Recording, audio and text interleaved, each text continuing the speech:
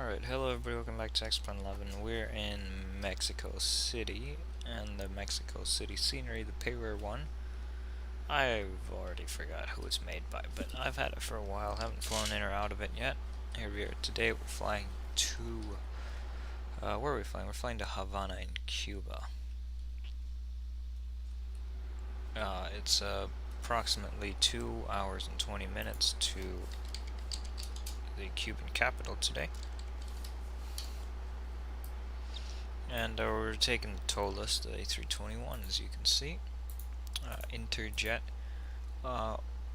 So Interjet is a bizarre one because they're never going to operate this route ever again. Highly unlikely. It's quite unlikely that they'll operate at all pretty soon. And I'm doing the flight because technically they still sort of operate it, but not really. That doesn't make very much sense, but they were still operating it when they ceased international services.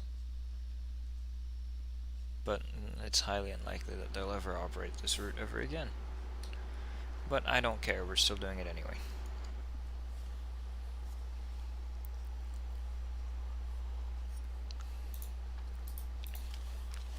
Come on, give me the METAR. There it is. 308, and they use 05 here no matter what, it seems. 05 left for departures, they'll always do that. Yeah, 5 left for departures and 5 right for arrivals, no matter what the weather is.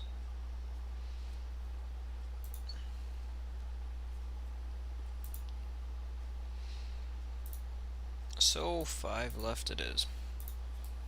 Alright, that works best for us anyway.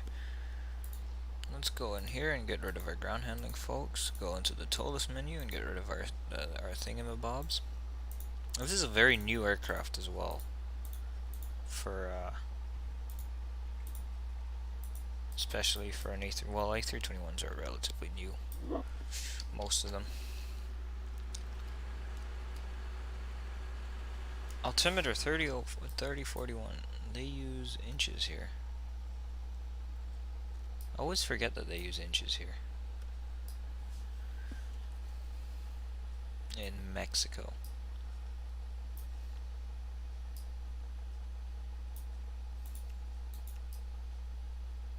Is that AutoGate or Sam? I'm not actually sure. Ground to cockpit, please show me where you want to go. I like that. That's what we want. Ground to cockpit, Tau is driving up. Muchas gracias.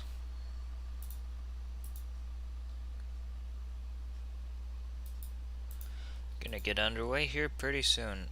Over to Havana,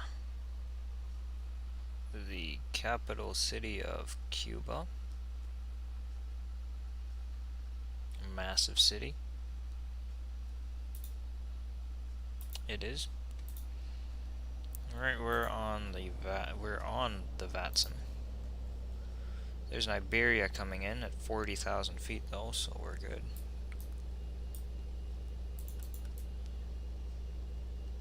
Is it Sam? Oh, it is Sam. Okay, all doors and hatches are closed. Ready to connect. Sometimes the Sam thing is the worst thing, because... yeah, whatever. Ground handling folks can go away completely, so I never have to see him again. This is a very good scenery. There is one flaw with it, I'll show you that last, but very nice scenery. It didn't cost much, I think it was $20 or so. Nice building here. This is the Terminal 1, if I do recall, where every carrier except SkyTeam parks. These are the SkyTeam gates over here, and Aeromexico gates, and Aeromar and some other airlines. Start connected and bypass being inserted. Release Nice parking brake. buildings and everything. It looks very nice, this scenery. There is the one problem, and that's this hill. Um, yeah, it's floating on nothing. It's it's not very well modeled in. But besides that hill, this scenery is very good. And there's probably a fix for it. I just don't know about it. Starting pushback, and you may start engines.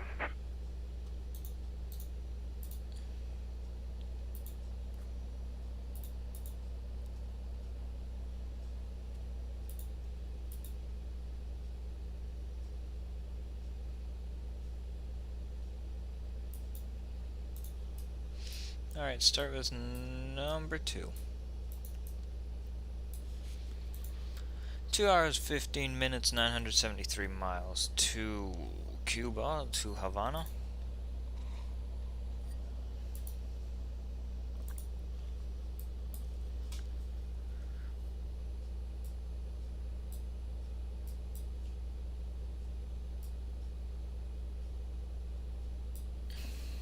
Engine 2 starting up.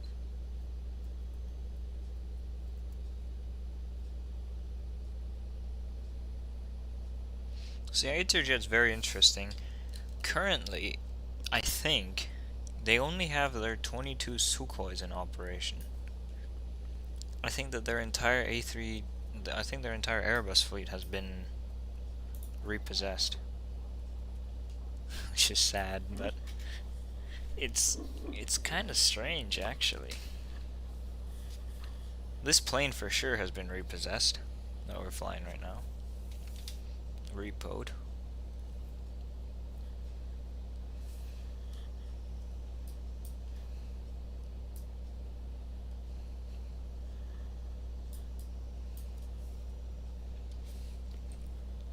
Engine 1 started up. Let's go ahead and do our flight control checks. Where the hell is flight control again? It's right there. Alright, left, right, left, right. Our ailerons work. What about our elevators? Elevators work. Rudder works fine. Spoilers work. Arm the spoilers and flaps 1. Operation complete. Set parking brake. Parking brake. Disconnecting tow. Charlie. Stand by. Beacon and nav are on. Short taxi out to runway 05 left today. Is this Siberia gonna descend? He's still at 40,000 feet and he's on top of Mexico City pretty much. He's probably fallen asleep. Auto brakes max. Disconnected hand signals.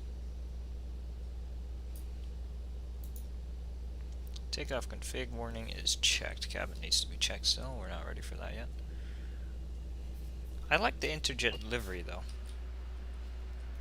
It's very nice. Nice and blue. With more blue on it. Tower is disconnected and bypass pin has been removed. Hand signal on the right. We'll see you next time and have a safe flight.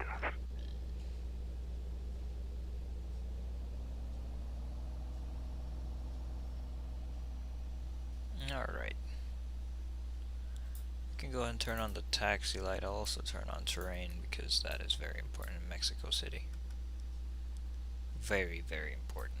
You will crash into a mountain if you're not careful. Alright, start rolling.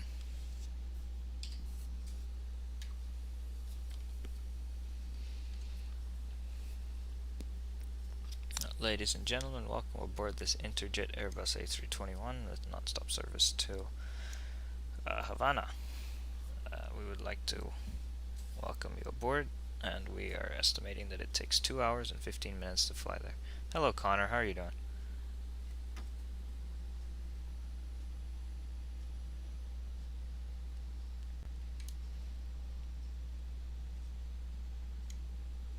Two hours and 15 minutes to fly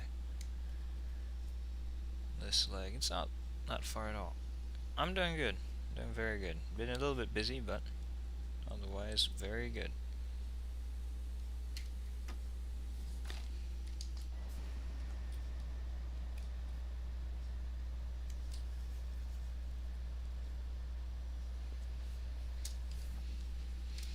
This is a very short taxi here, and since there's nobody, flight attendants, please be seated for takeoff. There you go. Cabin ready. Go ahead and turn on our turn offs, our wing light, taxi light to take off, strobe light on, and landing lights on as we're about to turn onto the runway here. It's not here, but it's the next one. Yep. Want to have as much runway as possible, so we're quite heavy today. Hello XP, how are you doing today?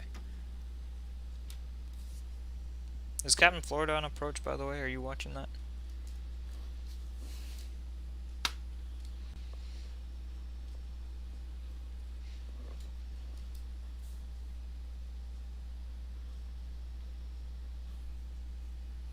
It's okay if you're not. I'm just wondering.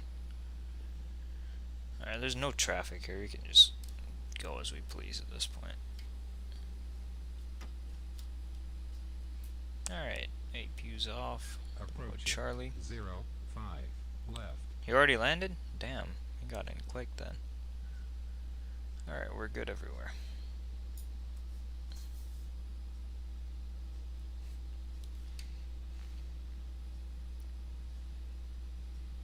On runway 05 left. Alright. Go and advance the throttles up to about 40%. View's killing me in this plane. I don't know why it's being so temperamental. Togo.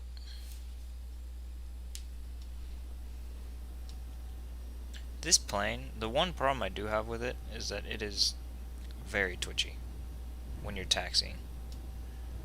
When you're on the ground, it's the nose gear is too twitchy.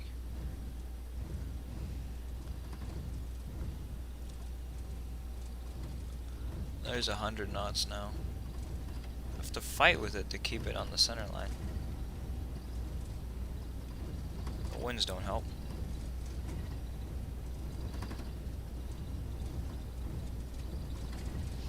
There's V1, there's rotate.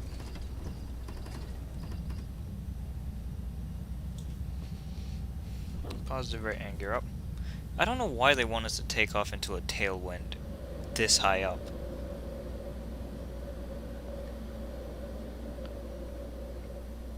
Keep it on manual toga still. Make sure we get out of here cleanly, because it's the air here is very thin at 7,500 feet above sea level in Mexico City. Alright, now we can bring it back to climb and lower the nose. We can disarm the spoilers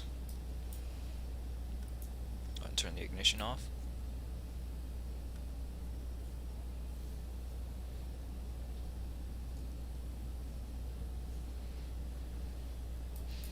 We don't need the turn off or the taxi light on anymore. We're at 10,000 already because of how high up Mexico City is.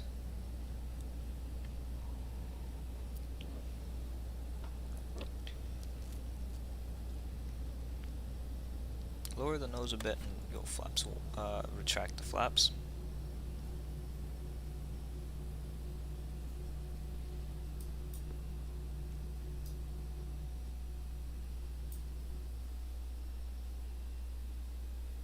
I'm gonna go and hand it over to the autopilot for this interesting maneuver here.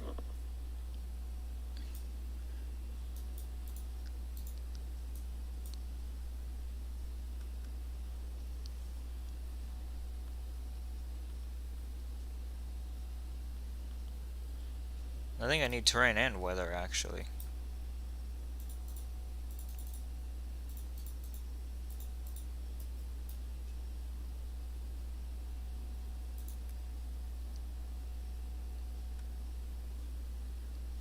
Nothing on weather. Alright, terrain then. Alright. How's everybody doing today?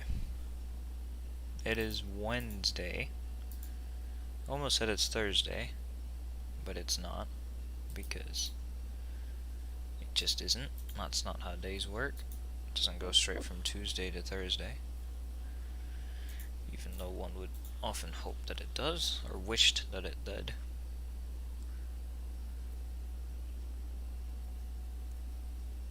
God damn, Captain Florida, absolutely.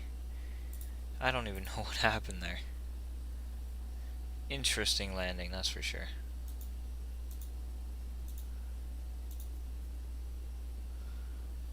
Well, no wonder he had a 20-knot crosswind, that makes sense.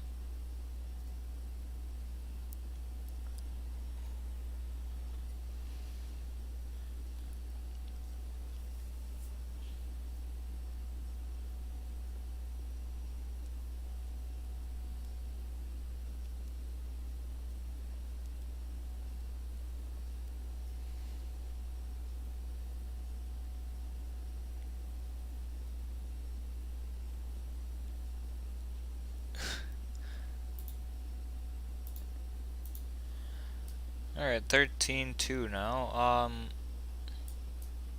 I'm not. I don't trust it. The wing lights and landing lights can come off. I'm gonna go and turn off the... or turn on the anti-ice. We're on mode normal, not ignition, buddy.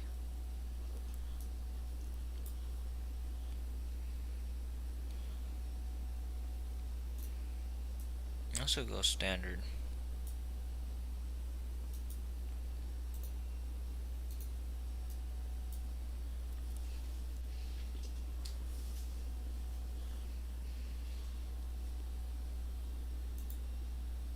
Alright, now we have a headwind, because of course we do.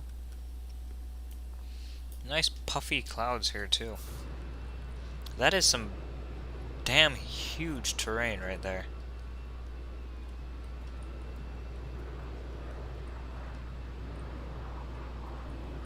That's the mountain it wanted me to avoid, isn't it? Has to be. We still have some terrain at 17.3 over there, off of our 130 probably or two. When you take off from Mexico City, you see a crap ton of volcanoes on departure. I mean, flight surgeon, I would, but the weather is not cooperating with that. There's one right there, off to my right. You can't see it because of the clouds, but yeah. Weather's not very good. Actually, now it's warmer again. We don't need the anti-ice. Yep, probably. Because this is to the east, so yep. I mean, yeah.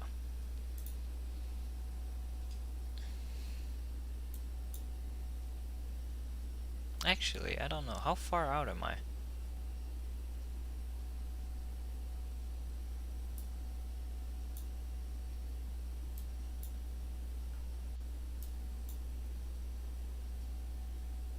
I don't know. It's too much work to try and figure out. Well, let's see on SimToolkit Pro how far out I am. Not too far out at all. Havana's 4-letter code sounds like someone is laughing maniacally. Maniacally. I can't speak today. It does, kind of, you're right. Muha. Mwahaha. Very funny.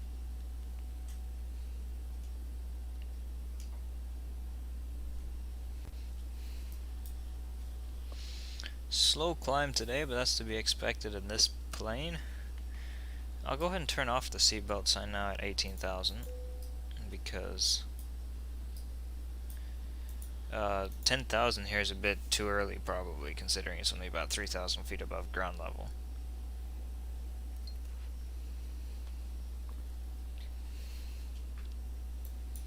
Alright, straight shot into Havana pretty much once we get on this airway here at Papa Alpha Zulu. What airport is that? Poza Rica. Hilda. Flight surgeon, you want to fly to Havana? Oh, Avioman would love to fly to Havana. He loves Havana.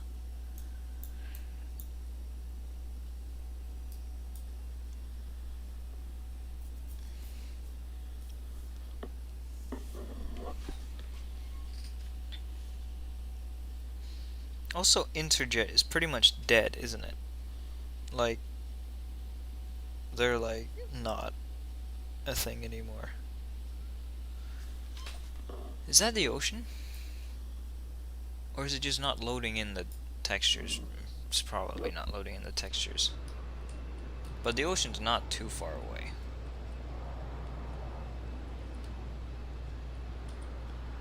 So I was like, that's a very interesting looking ocean over there.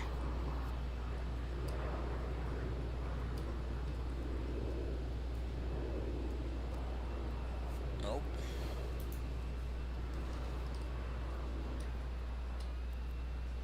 Tall ass mountains back there. Sim's loading something in.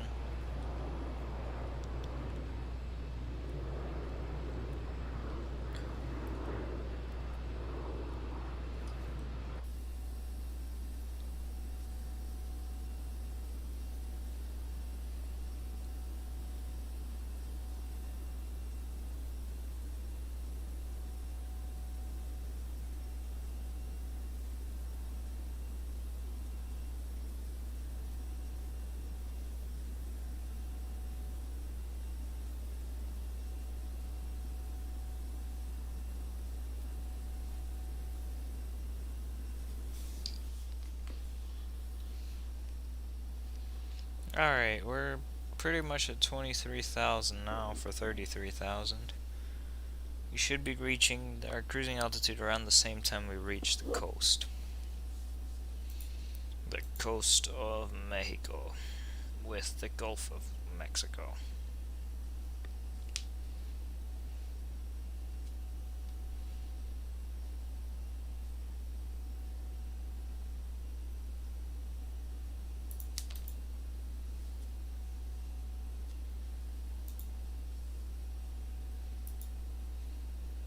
Hello Krishna, how are you doing today? Not far from where you live today. Not too far at all. I'm watching the NBA. Oh, hell no, I'm not watching the NBA draft. Flight Surgeon's probably watching it though.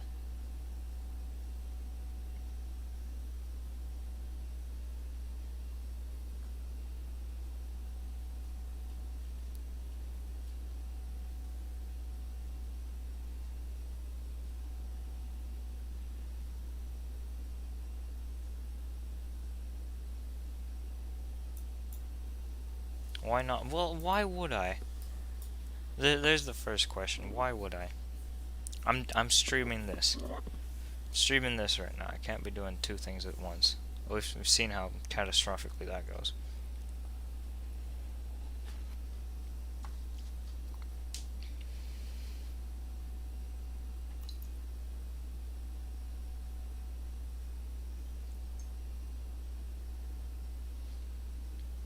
And it's not because I can't do multiple things at once. Like, I can't physically do it. Like, I don't know how to do it. It's because the streaming this and doing something else, watching something else like that, not gonna happen. I was like, it's going pretty good. I've been busy. Probably the same as you and Krish, but I still find the time to fly around. We don't need terrain on anymore. There's no terrain up here at 27,000 feet. I'm 16.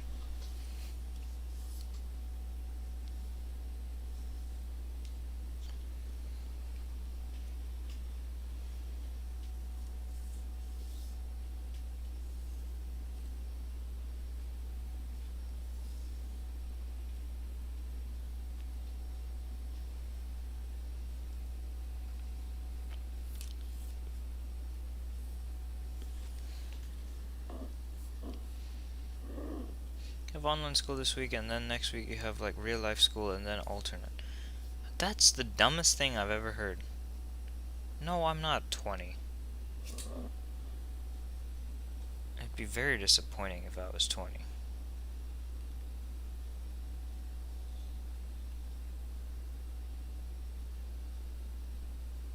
That's what everybody says, for some reason, and I never understood it.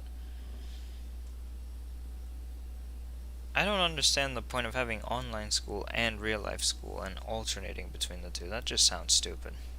Just pick one or the other. Just do that. It doesn't matter which one at this point.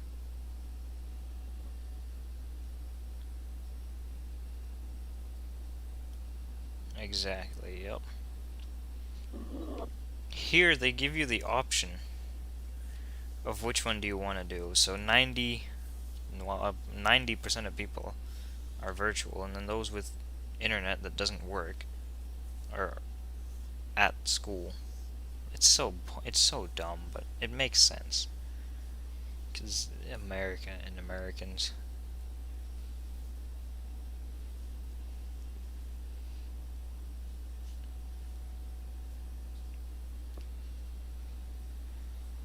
What the fuck are you doing, buddy?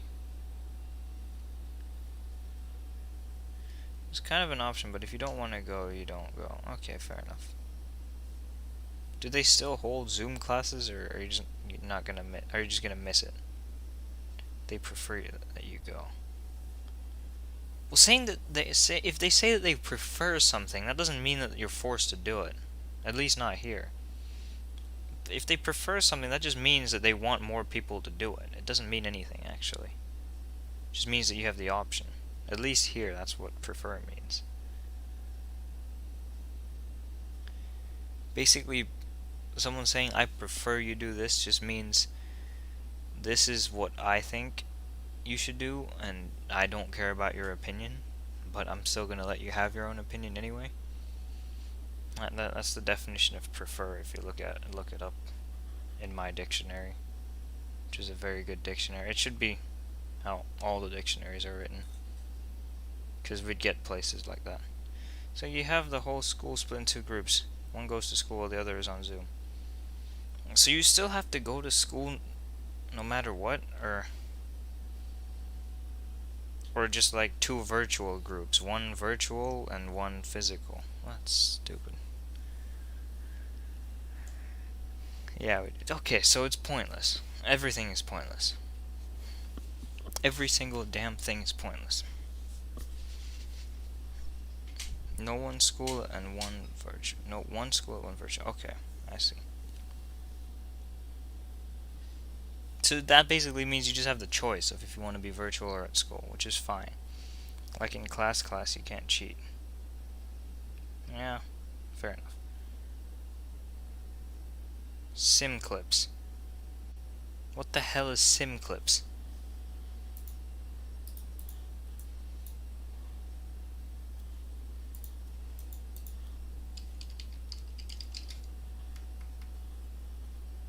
There's which sim clips?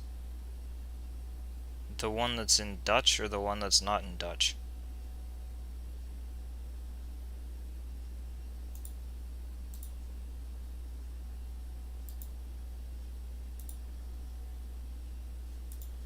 Okay then.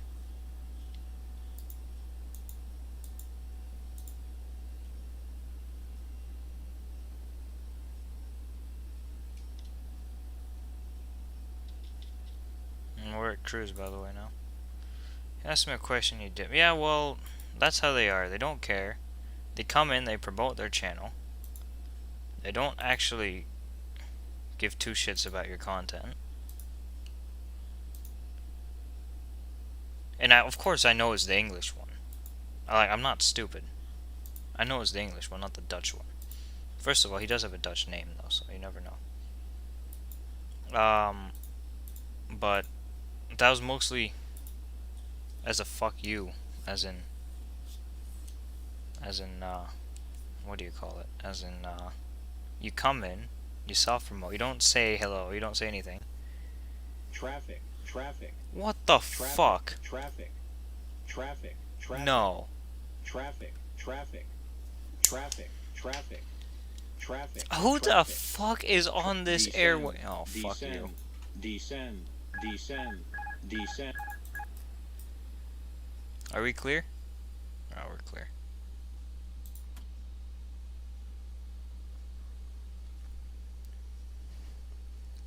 Your Wi-Fi shit. Okay, but which one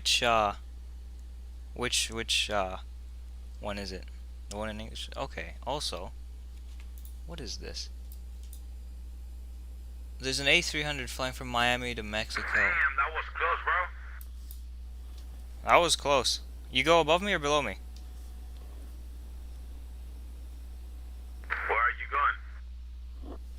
I'm going to Havana. I'm at 33. Where are you? That's good. I'm from Havana, bro. I'm from Cuba. Nice.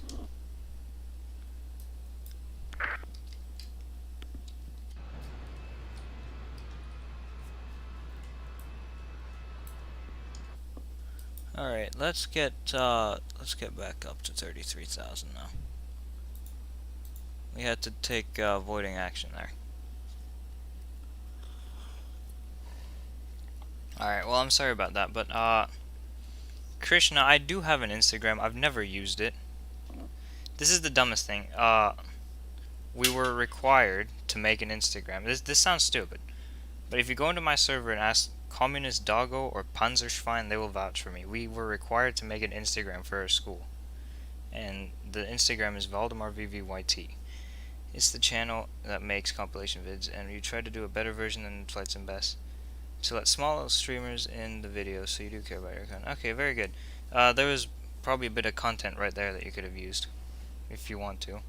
I'm fine with it. I don't care, to be honest, if you use it or not. I'll check it out.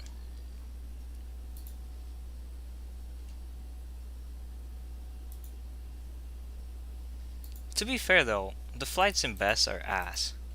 Like, some of the clips on there are really bad. Like, they're not even Flight Sim related at all.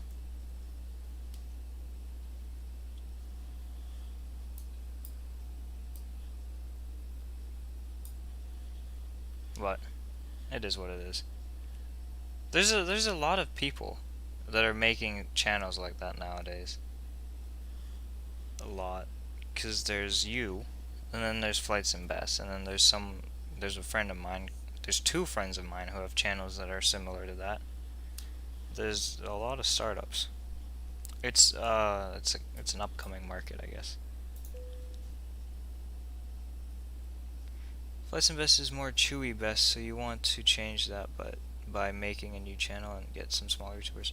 Well, the biggest problem I have with Flights and Best is that they don't take anything from the YouTube community. They only do Twitch stuff, which is, I mean, it's fine, but that's the part that I don't like about them the most. It's getting pretty turbulent here at 33 as well.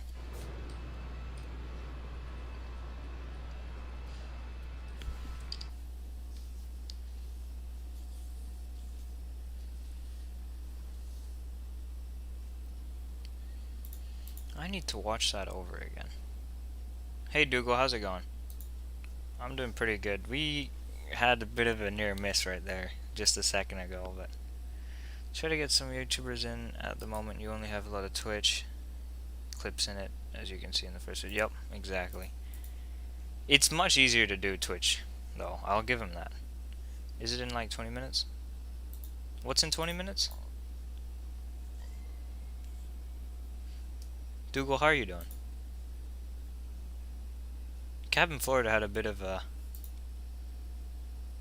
nail biter, the NBA draft. I have no idea.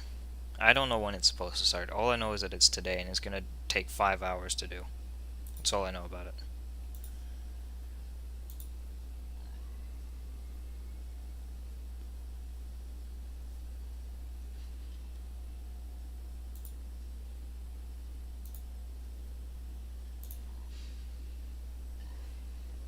Oh, sorry, Dougal. You get it? When did you get it? I wish you a speedy recovery, of course, and all that, and I hope that you're well and that your symptoms aren't too strong. But if you don't mind me asking, when did you get it? Man, that was some avoiding action right there. I'm trying to see if I can actually spot that guy. No, Krishna, your English is fine.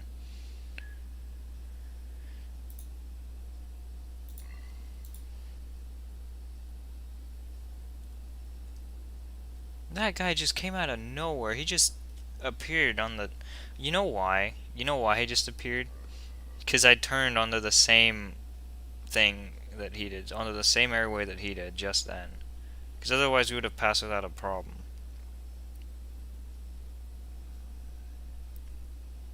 It was getting pretty bad right there. It was close. Tested positive 3 days ago. Admitted yesterday just for monitoring. Okay. Yeah, I hope that you recover quickly and very well. And I send my wishes to you and your family. It seems like the turbulence is non-existent again. Found out that a big streamer already likes sim clips more than flights and best. His name is Live Fly Guy, and he started talking about you in his stream, and now you have around 30 subs in one day. Not bad. Yeah. Dougal has a point. And that's why I was so irritated earlier. You shouldn't come in and just self-promote your channel. You should at least say hi first. And the way you said it just made it look like you came in here, didn't care, and you just dipped out. And that's why I got so irritated earlier.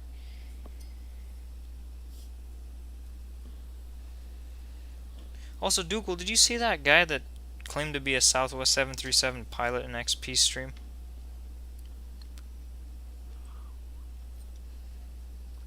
I think his name was Chris or something like that. He had an orange profile picture.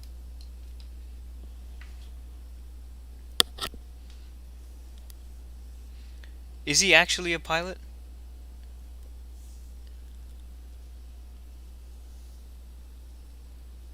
Because he didn't seem like a pilot, and I'm surprised. I would be very surprised if an airline let him say that he's a pilot for their airline.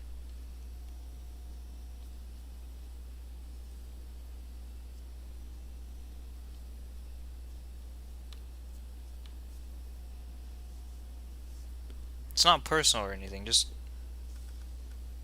He's a pilot and you are too. Okay, that's what I thought. Because I was like...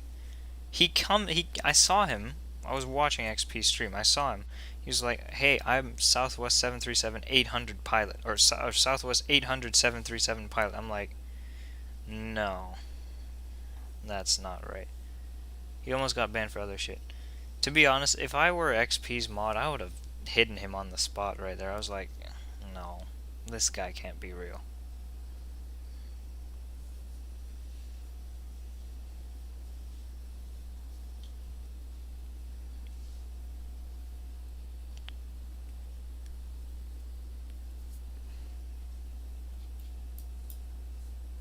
Seems like that guy's doing well now. You're gonna go do some work and then watch the drafts to see it. Alright, see you, Krishna. Talk to you next time. Trying to be lenient because of all the kids. That's true. But when someone's just up and lying for no reason, can't type on this. Well, you can delete it and pretend like I never saw it.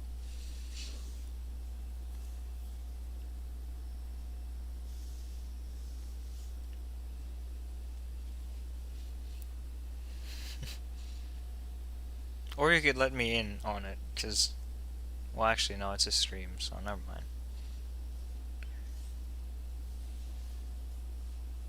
Does XP know about that, though?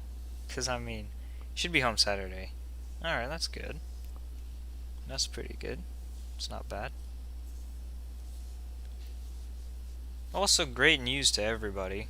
Well, great news to most people. At least 737 MAX has been recertified in the US. And it should be coming back to regular commercial service by the end of this year.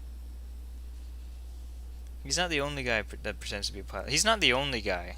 He can't be the only person, but I just happened to see him today. And I was like, this guy. I was thinking about asking, hey, okay, what's your base? And because he's probably going to say Dallas Love Field. I have a feeling he's from Dallas. Just from other context. And I'd be like, okay, so what are the standard operating procedures? Because that airport is... Dallas Love Field Airport is a difficult airport. And he would have no idea what I was talking about, probably. Spags almost banned him. Spags is a person with sense, so I'm not surprised. That the combination of you and Spags are not happy to see that at all. What's Orlando up to? Is he airborne again?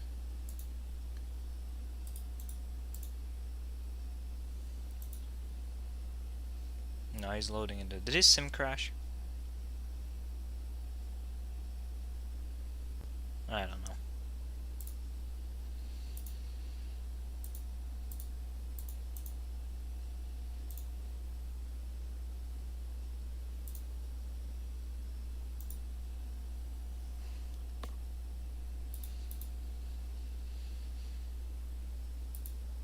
You can watch 3 streams on this Wi-Fi. Fair enough. Fair enough. Hospital Wi-Fi. You on your phone? Because that would make sense. You can't watch more than one stream on a phone either.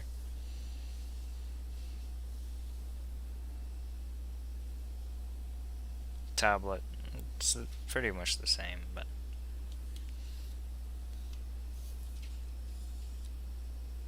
the screen's a bit bigger. Alright, now it's a much smoother ride. There's less obstacles as well. There's not going to be an A300 that almost head-on with us.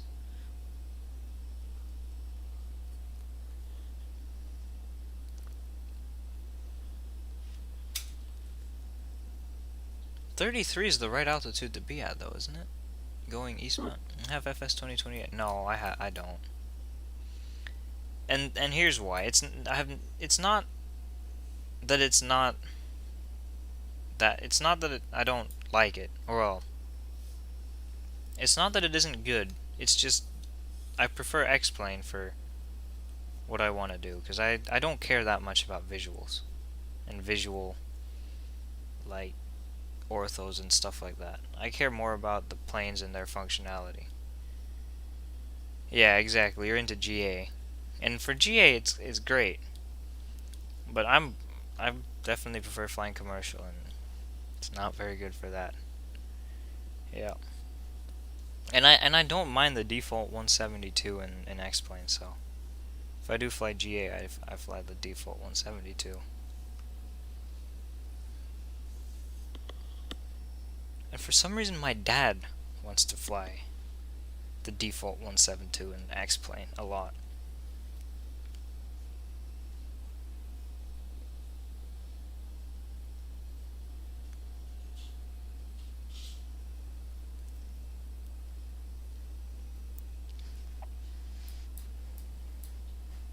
I wouldn't be too surprised if it's not a bad rendition. Yep, it's definitely flyable.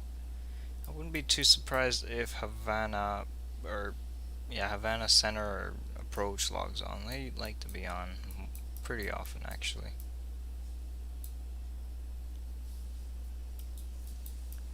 Now I need to monitor this freaking, what do you call it? This Sim Toolkit Pro, or not the Sim Toolkit Pro, the VAT Spy, for other potential hazards flying at me.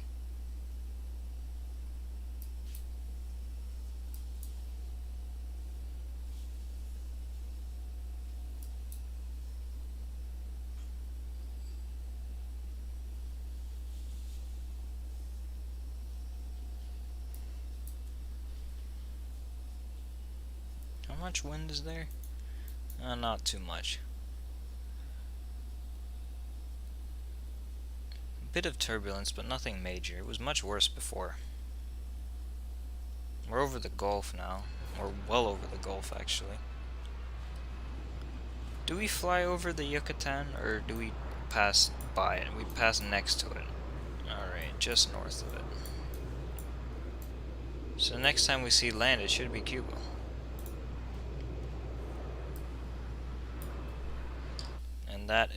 And we land in about an hour and 40 minutes. Not bad. This flight is shorter than I thought. Well, the flight from Cancun to Havana is very short. It's only like 30 minutes. Or maybe 45 minutes. Oh. The flight from Mexico City to Cancun is what? Probably an hour and a half? An hour and 45 minutes? Yeah, that makes sense.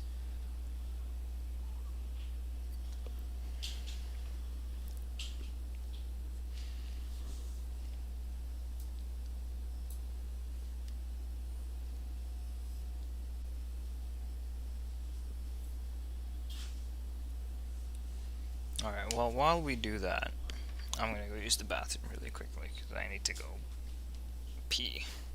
So I'll be right back in about 2 minutes.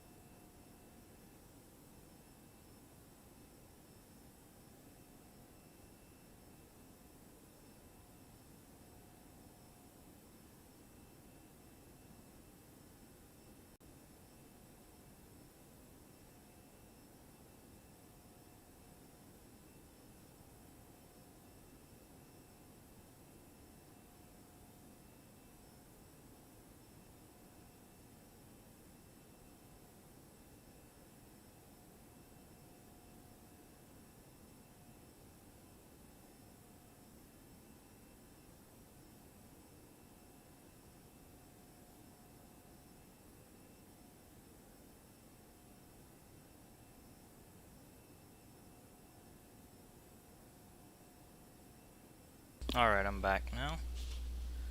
Seems like we didn't miss very much while I was gone. We're still making good time for Havana. That's very good. Everything's good here. We should be there ahead of schedule. Not by much though, just a little bit. Just a bit ahead of schedule.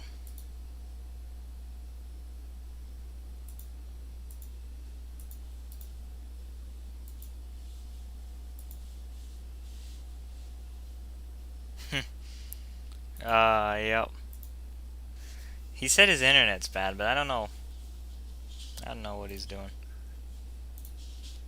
You probably did know. Christian out there. It's been quiet lately, and I don't know why exactly. It's weird. It's probably because of school and work and all that. Should be better next week, since pretty much all of America has next week off. Because we have to give thanks to people next Thursday. So in a week and 1 day. For once I can take a break from having to do school. Damn it, AFGeek. That's the American school system for you. In middle school, so in 8th grade, you have this strange thing called Thanksgiving, huh? Yup, we sure do. And the Canadians have it too. The Canadians have already had it, so they don't count anymore. This is the thing about the American school system. So in 8th grade, which is middle school still, I learned more. And in most of my classes, we only did stuff for half the class. And then the other half, we just messed around and did nothing. And then one of the only classes that we actually did stuff the whole class was math. And math, I did rather poorly in compared to my other subjects. I still did well in it, but it was poor compared to my other subjects. But it's so bad. And then in high school, the workload increases massively, and you don't learn anything.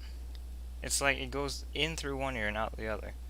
So I don't understand it. It doesn't make sense, and I don't know how we got to this topic. Oh, it's because we have a break from it. That's why. American school system confuses you from elementary school to middle school to high school. Well, it's like primary school and secondary school, but split into 3 groups instead of just 2.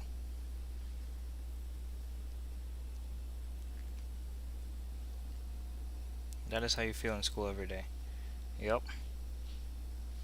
It's so... I don't understand it. It just doesn't make sense. Still confuses you, though.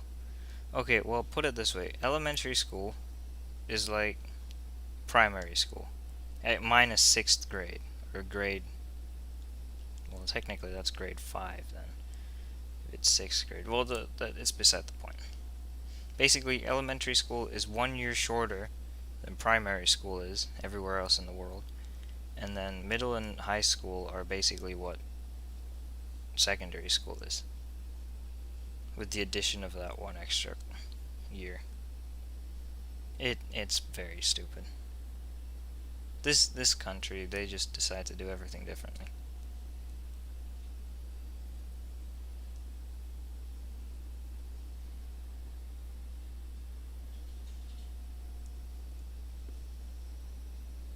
Then they think that it's smart, but it really isn't. They just make themselves look dumb.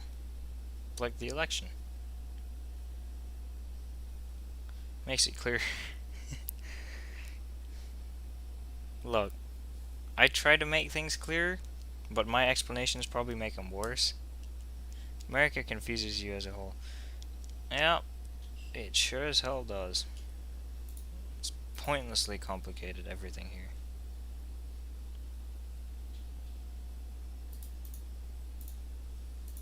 Have you ever been to America?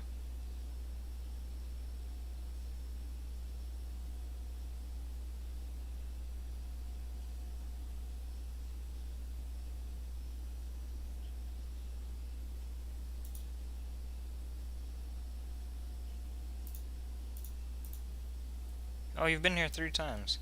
Where exactly? Now we need to know about this. Now we're getting into your personal life.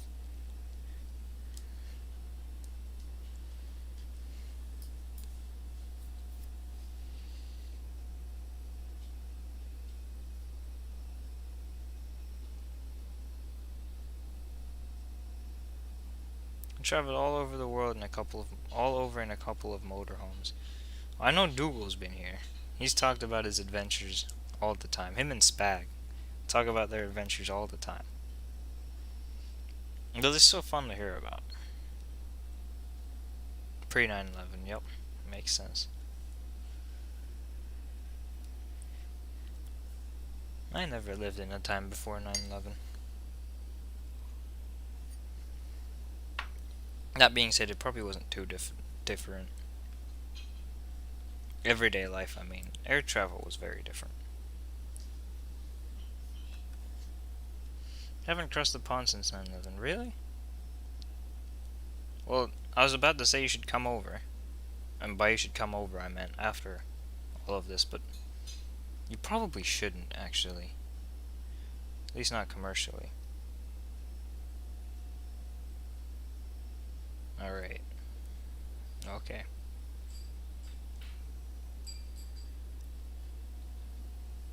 Been to DC, Miami, Jacksonville, Titusville, Baltimore, Melbourne, or I don't know how they say it there, in Florida.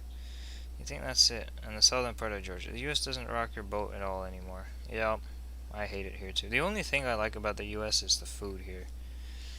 I love the food here, but everything else, no. Not at all. I like that you can drive fast, and I like that the police don't care. Those 3 things, I guess, I like about America. It's not a very long list.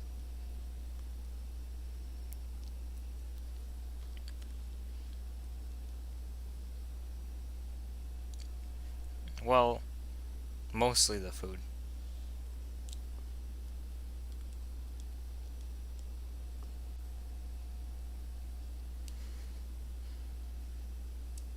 Dougal, you worked on boats before, didn't you? Speaking of boats. Has nothing to do with anything, but it's just another random question. You thought American food sucked. Damn it. You get used to it. You had boats, I see. Well, you still worked on your own boats.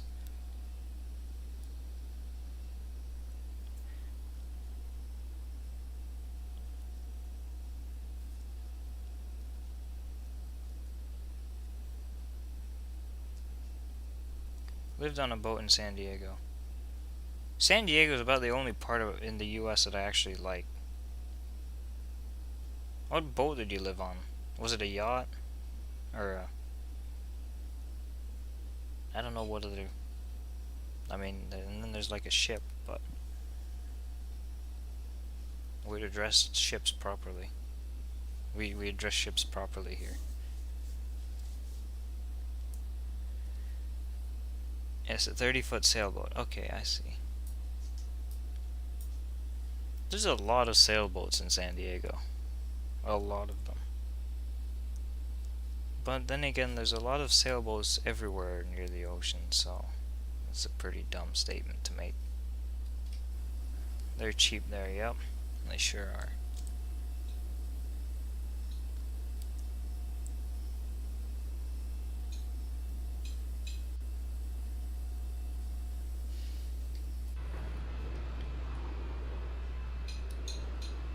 Now, speaking of boat, and no, that's an oil rig, never mind. Avgeek has never crossed the pond, so Avgeek has never been to Europe. I've been to Europe many times, and I definitely prefer it there.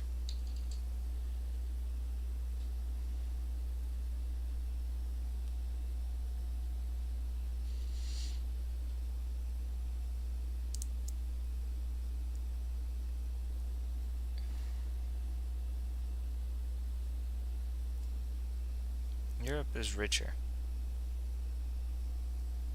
I mean,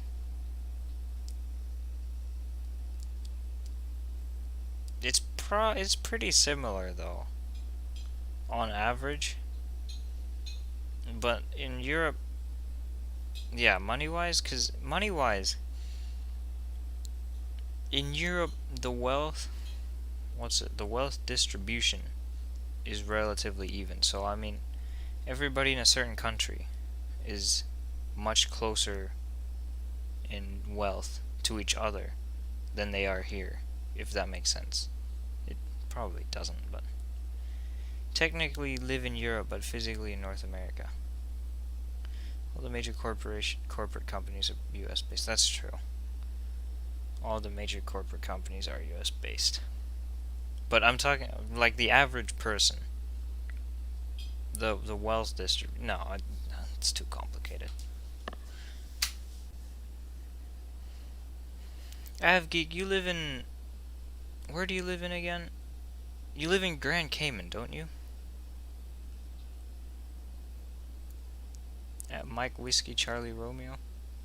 Cayman Islands, yep.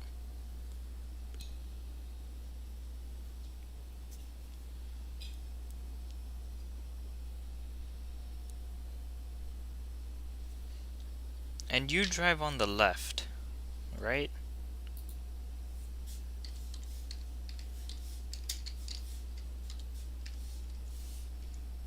I flew to the Cayman Islands. You were there, I remember that. Oh yeah, of course you drive on the left. You are a British overseas territory. Same in the world over, the rich get richer and the poor get poorer. Exactly.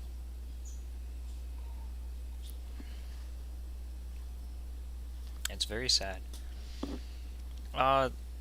Speaking of Cayman Islands and driving on the left, it has nothing to do with the Cayman Islands, but I forget what the convention was called, but some convention that the Americans made up was like, every part of your country has to drive on the same side of the road, no matter what. And then, like, the US is one of the only countries to break that, because the Virgin Islands drive on the left. I think the only other country to break that is probably China, because Hong Kong drives on the left.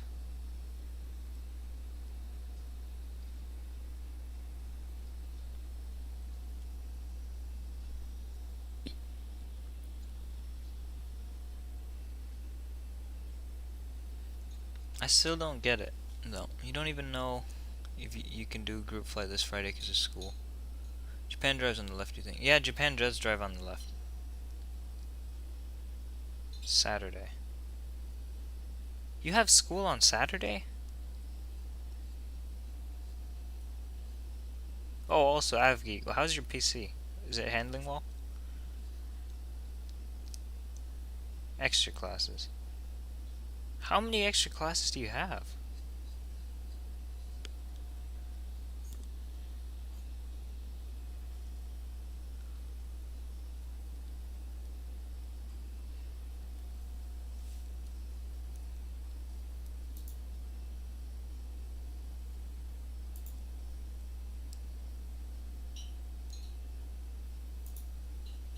Like a good 4 hours. 4 hours of rest. Oh, damn.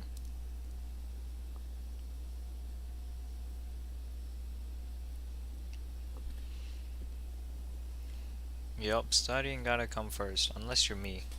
Because my studies definitely don't come first. It's a very good example that I'm setting.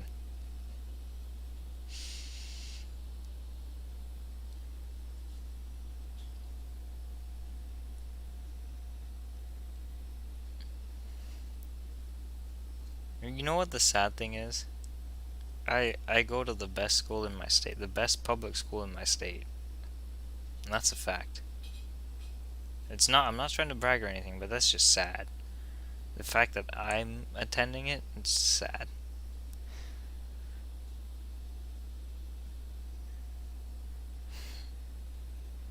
Dragging the damn school down.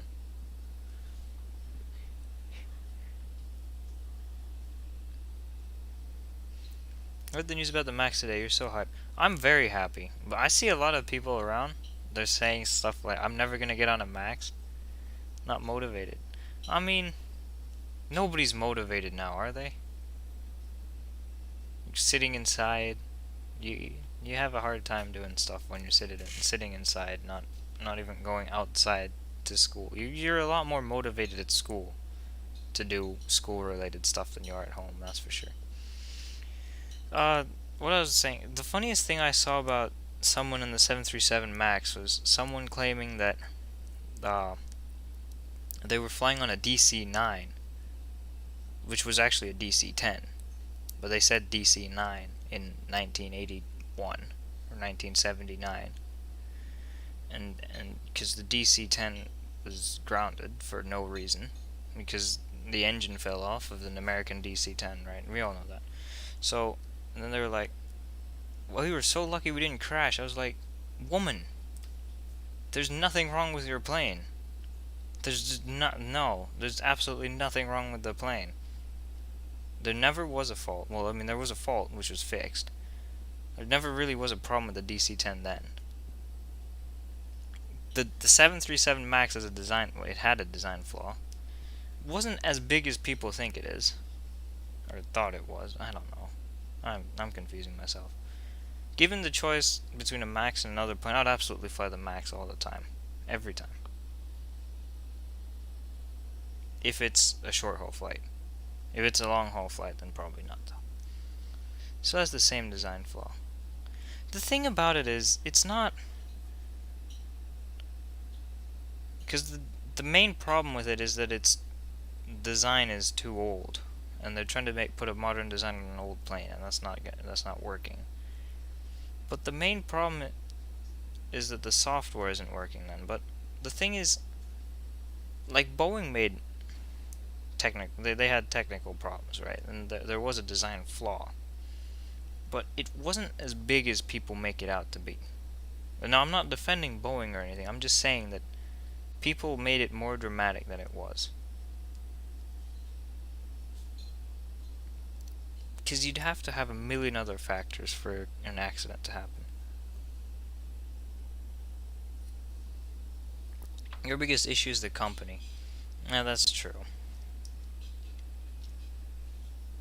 Trust them as far as you can throw them. That's fair. To be fair though, the FAA is also pretty untrustworthy. If Boeing's untrustworthy, then the FAA is also untrustworthy. Because it's their job. You can't blame a company too much.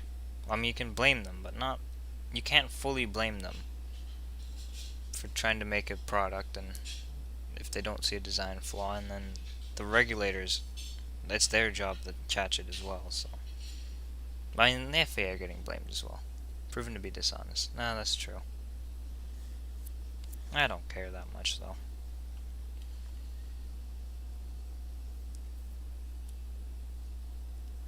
Companies are dishonest all the time.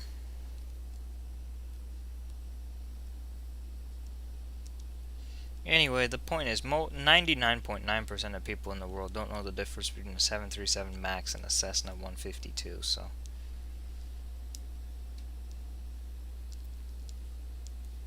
people are gonna forget about it pretty soon. No longer allowed to fly commercial, so who cares? You're not allowed? Did you get banned or something?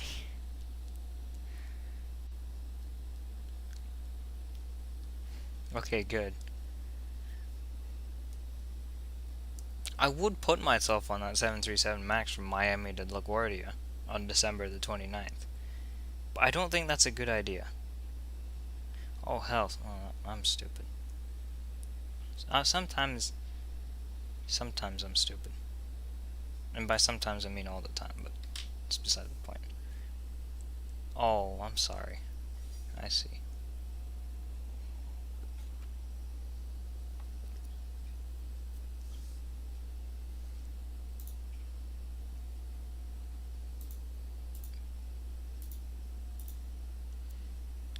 But it can still bust a vessel. I see.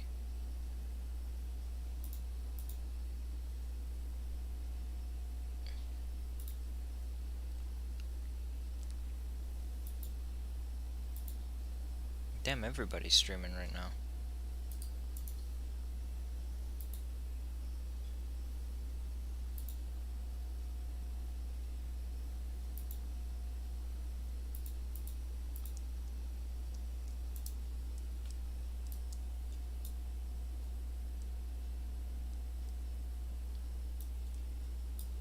Quiet day in this area. It was so flying, nobody's anywhere near us. A lot of ATC in the US though. Is Captain Florida flying on VATSIM? I don't see him on VATSIM anywhere. I was gonna do the classic thing with him, but I guess not. Are they playing Among Us now? Oh god, no. What is their code? I need to know this.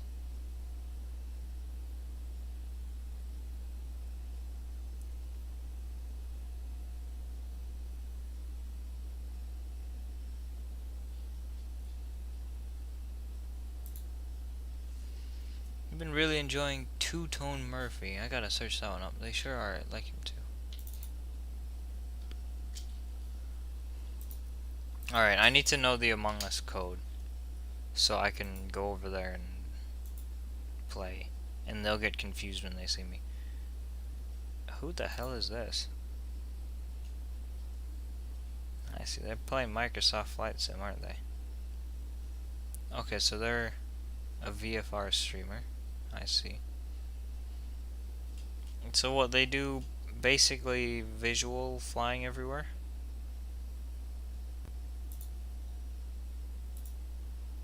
Alright, I gotta check him out here once the stream's done. I got a lot to do actually after the stream's done. Nope. Where did I already close Captain Florida? I think I did.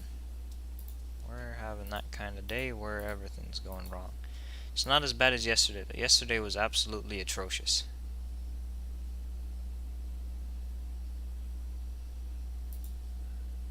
Opens up most of his flights to Open Group GA. Great fun. Okay, I see. It's kind of like what Avioman was doing before, where he was like, yeah, everybody can fly along. We're flying with friends, and now he doesn't fly with friends anymore. Or he sometimes does, but...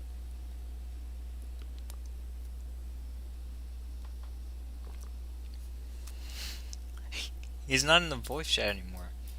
You see, at least I'm in the voice chat every time. Even though there's nobody here. I'm still here by myself. All alone. And Flight Surgeon would usually be here, but he's probably watching the NBA draft, so I don't blame him for not being here. That being said, though, the NBA draft is probably going to take 7 hours, and nothing's gonna happen.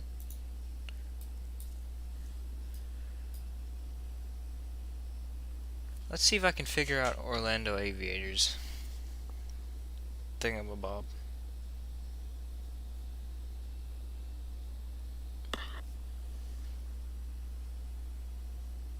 For Among Us.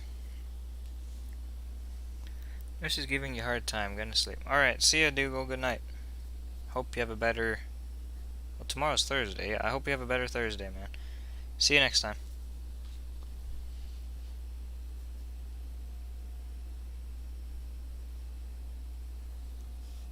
Yep, no problem. You know it's getting bad when I'm mixing up the days of the week. Today's Wednesday and tomorrow's Thursday and the day after that's Friday. The good thing, the one good thing about our school is that we don't have school on Fridays. They decided that this whole virtual thing, it's not gonna work on Fridays. So they're like, just do some little mini assignment on on Fridays and you're good. Y'all get the days messed. That's true. Everybody gets the days messed up.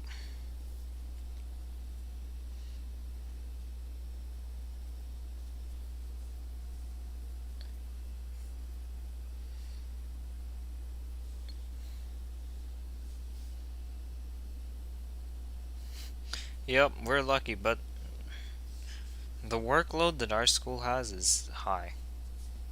And it's very pointless.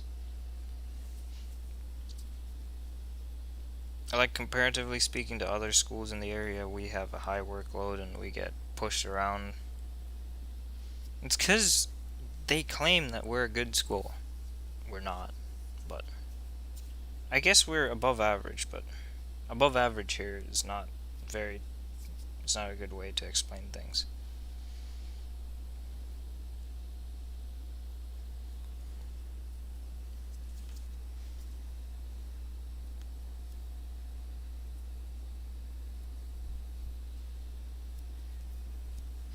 The thing about me is, there's this funny thing where my actual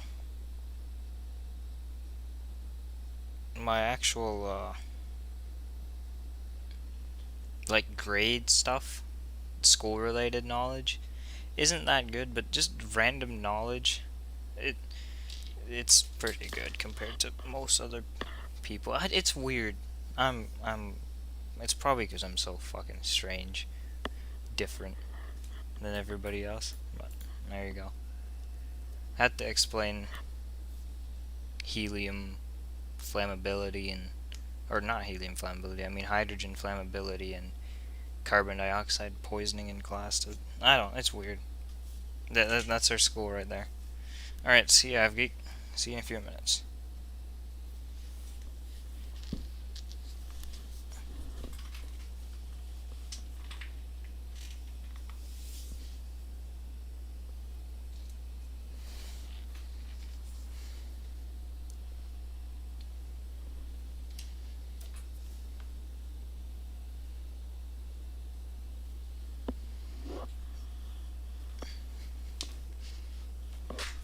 Oh fuck, everything's broken over here.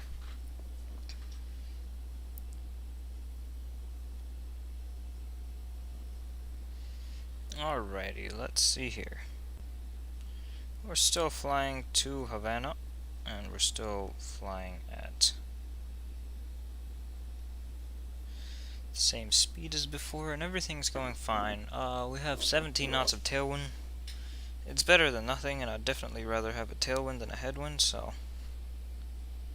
there's some advantages to it.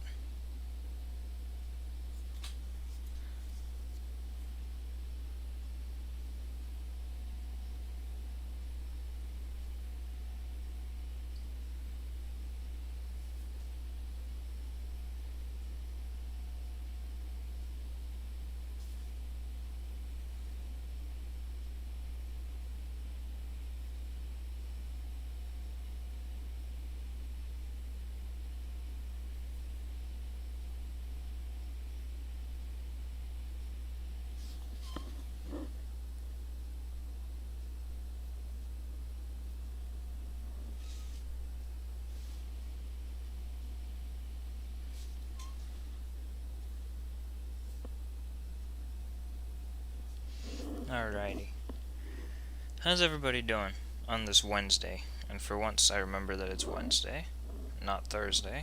Jumping the gun here. The thing about our school, okay, and this is why I keep thinking it's Thursday whenever it's Wednesday. It's because we don't have school on Fridays. So I count that there's one school day left, and that would normally mean it were Thursday, but it's actually Wednesday because Friday we don't really do school. Oh my God. So there you go.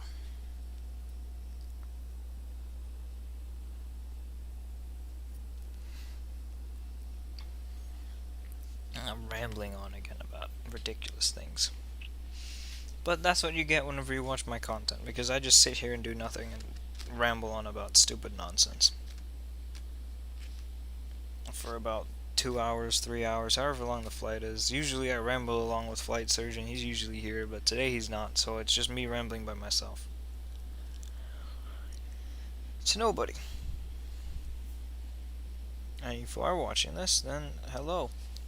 You can say something in the chat if you'd like. If you wouldn't, then that's fine too, and everything's like that.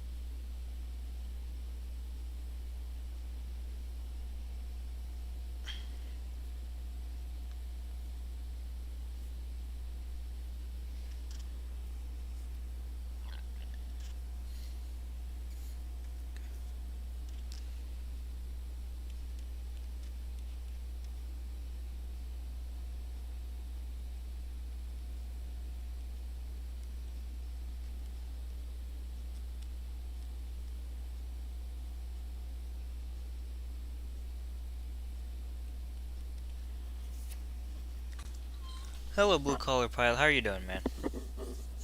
I'm doing good. Just been busy lately, but otherwise good.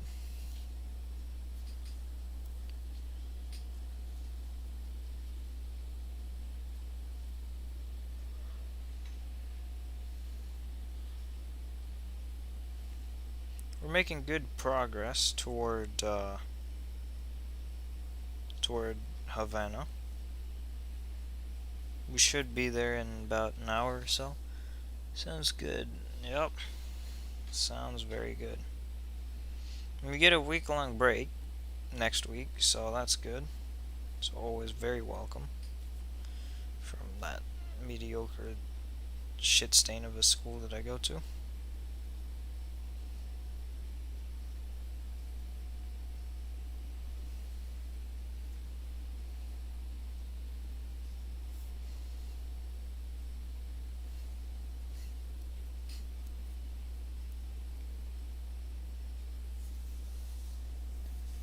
Mediocre's not putting it very well.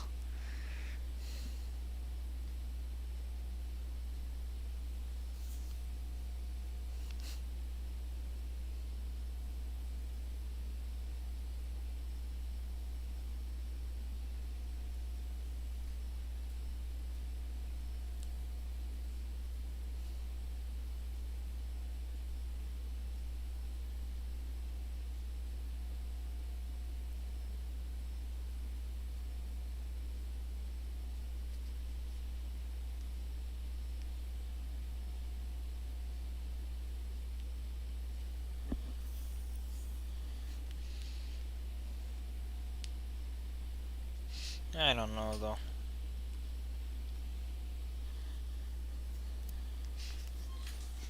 How many miles are we at? We're 460 still. We're flying at 486 though, so we should be there in, yeah, just over an hour.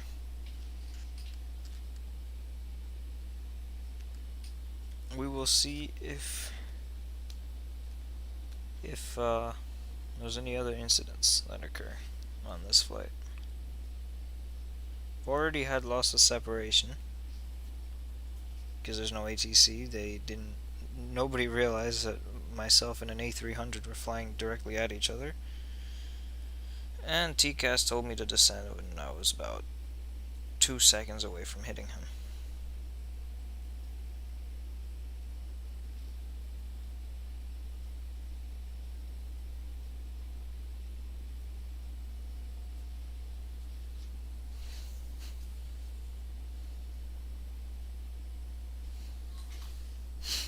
Yeah, you can go back. I'm trying to see when it was. It was probably about an hour ago, or maybe about 55 minutes ago. It was very close. Um,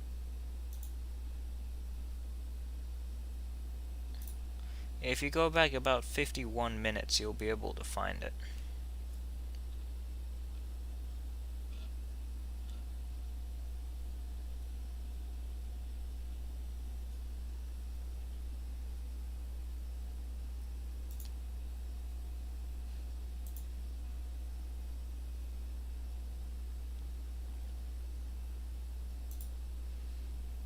The thing that I was kind of surprised that the TCAS didn't say anything before, but if you watch the stream, I was making a right turn that took me into the path of him.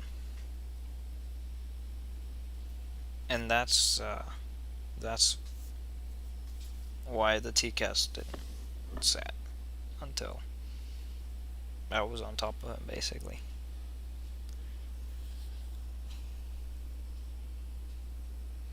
Well, I mean, he was at an odd level going westbound, so we were both at 33. I was going east and he was going west, so. But hey, I don't care that much.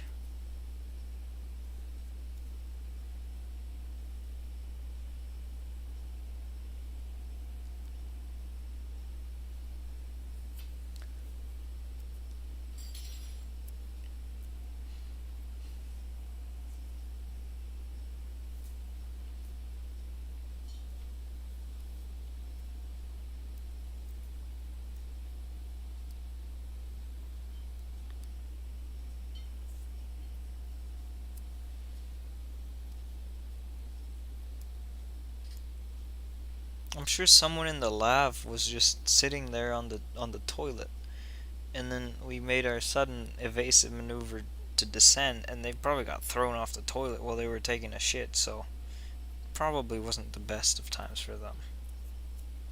But hey, it is what it is.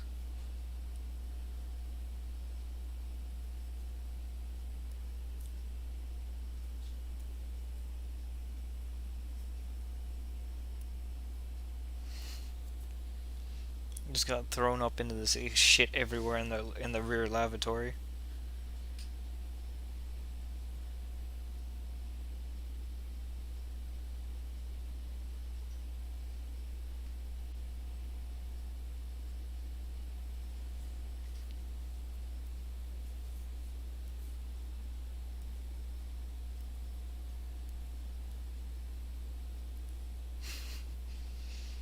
Well, that's not something we should probably be looking into.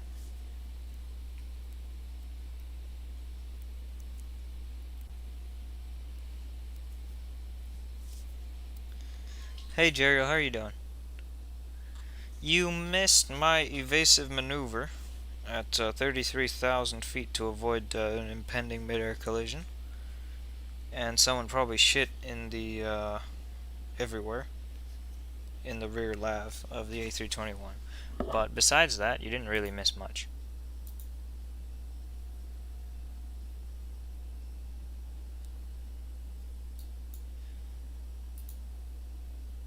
How far back do you have to? About 50 minutes. A little bit more than 50 minutes. 50. Probably about 53 minutes now. Maybe 55. I was making a right turn. You'll see it if you go about 55 minutes back. You'll see on the ND that there's a right turn. It was just before that right turn. Or it was during that right turn, actually.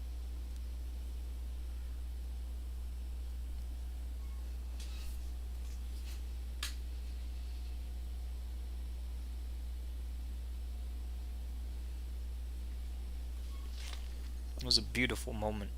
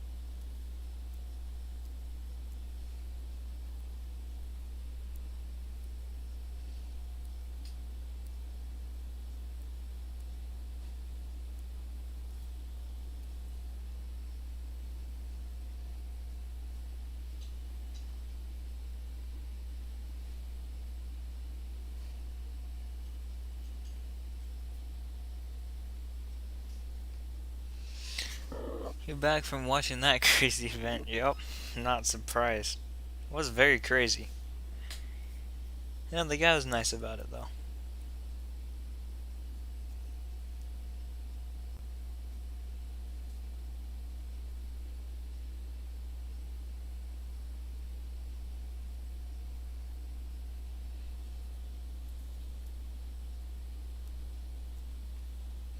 Yeah, he was.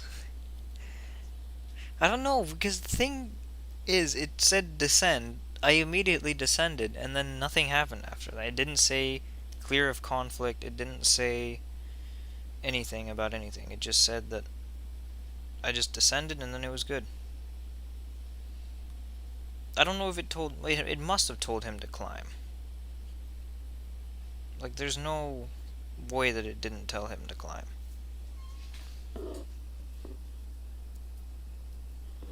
But I don't know how close it was. I never saw him. I just saw him on my map at zero point 0.0 feet altitude deviation from me. And I was like, yeah, I gotta do some climbing and descending here.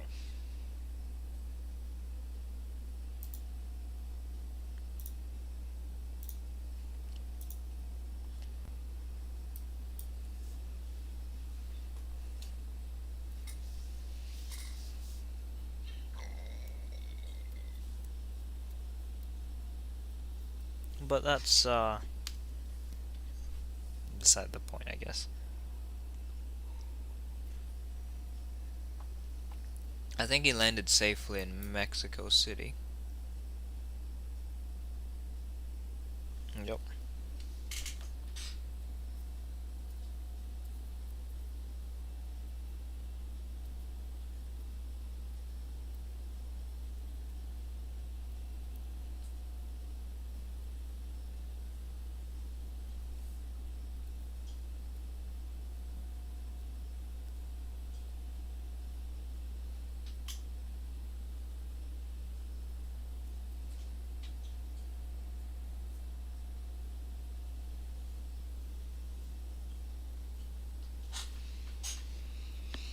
And my chair is squeaking. Oh, the clouds have all come in now. Like, thickly. That sounds wrong.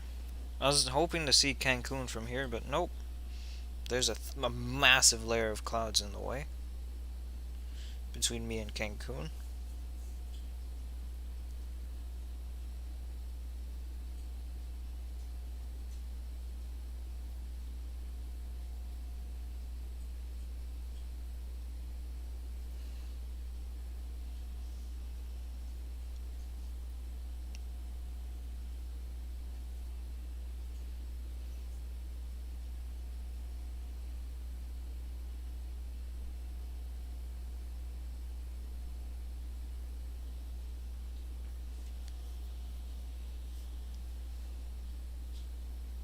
But hey, I mean, that's why we're going to Havana, right? Vacation time.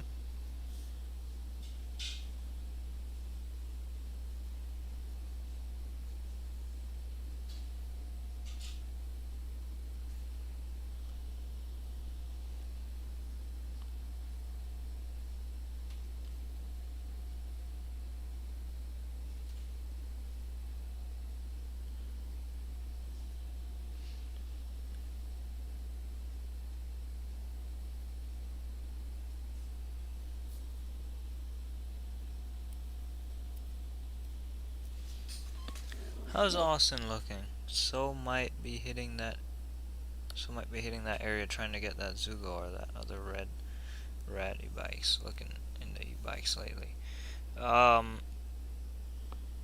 There's a lot of e-bikes here, that's for sure. A lot of e-bikes. But other than that, I don't know. I don't get the hype about this place. I mean, it's fine, but it's not that good. But there's e-bikes everywhere, and those scooter thingies. I hate those things. They're a nuisance to drivers, but they're everywhere, so you can't do anything about it. You just have to live with them.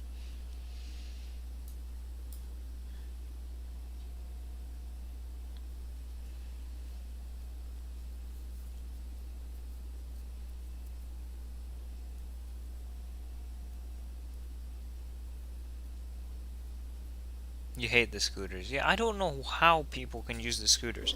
Because I've seen people on those scooters going at about 1,000,000 miles per hour zipping through the street, and I don't know. They're weird. The bikes are better though. I mean, I don't mind the bikes.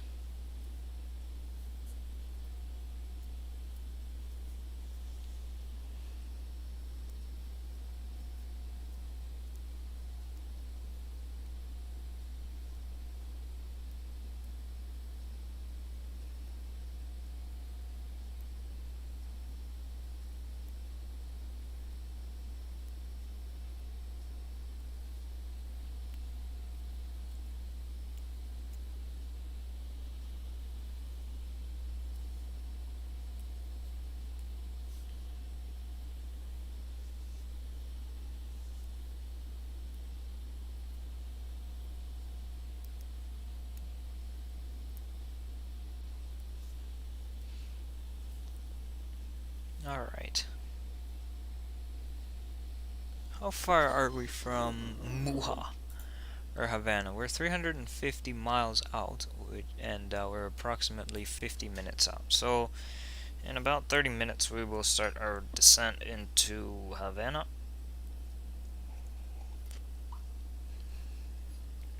In about, 20 to 30 minutes. At, probably about 150 miles from the airport, or 100, well actually only 120 miles since we're not very high up. Point on the scooters is you're effing standing for a long time, F that. That's the good point about the scooters. You are standing for an inordinately long time, but that isn't bad for you though. But they're just unsafe. I think that they're unsafe, at least. They don't look very safe.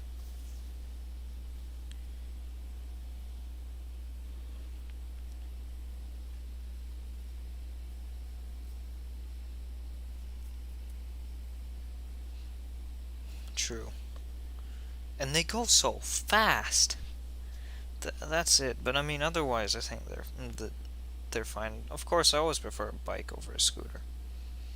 But to be honest, I'd prefer a completely manual bike over anything. No electric bike, just a regular bike is the best bet.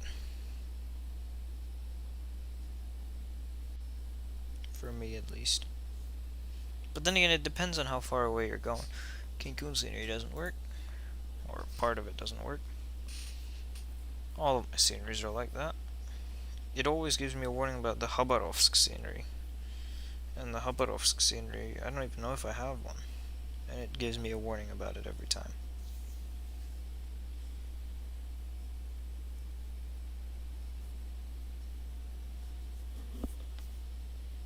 Khabarovsk.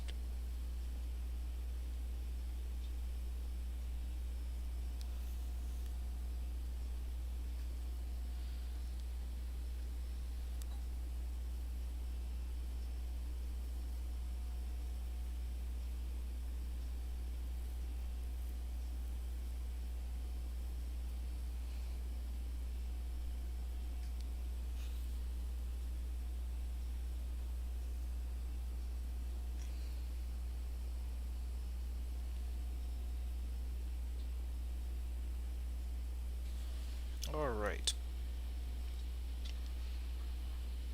So, there you can see everything, basically. Um, this flight is a little bit longer than I thought it was. This carrier, Interjet, of course, completely well, not completely out of business, completely bankrupt, pretty much out of business. Never gonna operate this route ever again. Never gonna fly A321s ever again. But that's why I'm doing this flight, because just before everything went to shit, they were flying this route, and I consider that good enough for me to be flying this route today.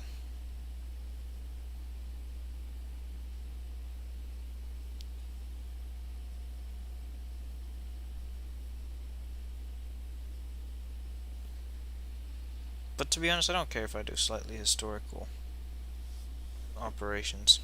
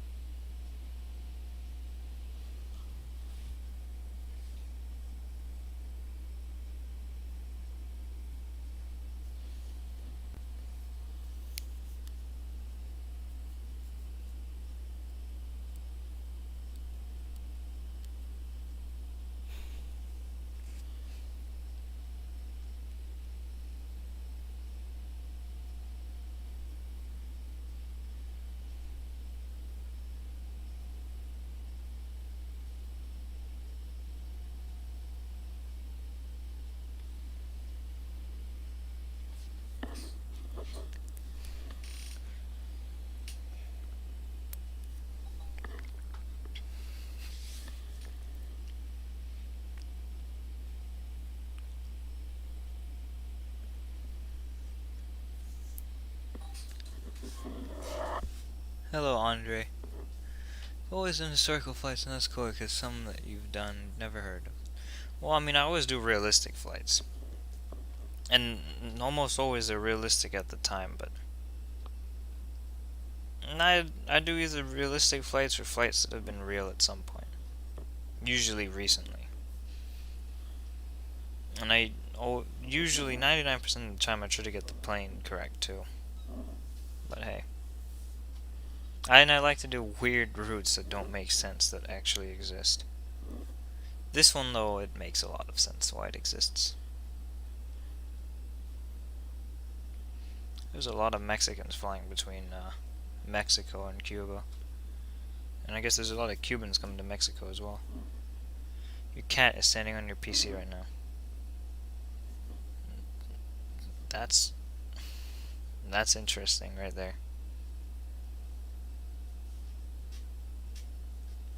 How's your cat? Well, I was gonna say how's your cat standing there. That sounds retarded. But how is his balance? Let's put it that way.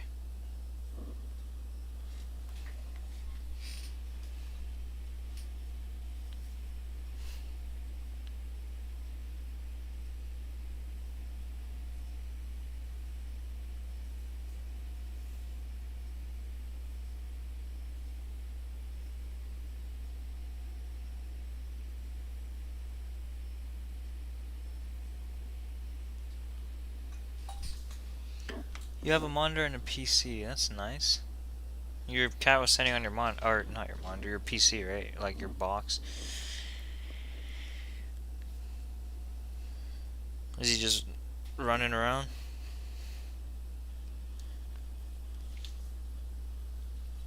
What's our current tailwind situation? Oh, it's 36 knots. It's getting better. Has improved over what it was before. Okay then. She likes you. Let's just put it that way. She has an affection toward you.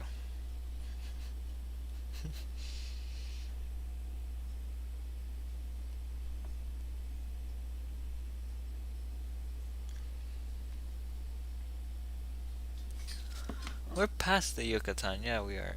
100 minutes. Okay. She's going to her food. Okay, I see. And now we are getting closer to Havana. The thing, I don't know which terminal this carrier uses in Havana, or used in Havana, because they don't operate there anymore. They haven't operated there in a few months and are very unlikely to return. So I have no idea what terminal they use, because Terminal 2 is not modeled in the scenery. Terminal 3 is, however.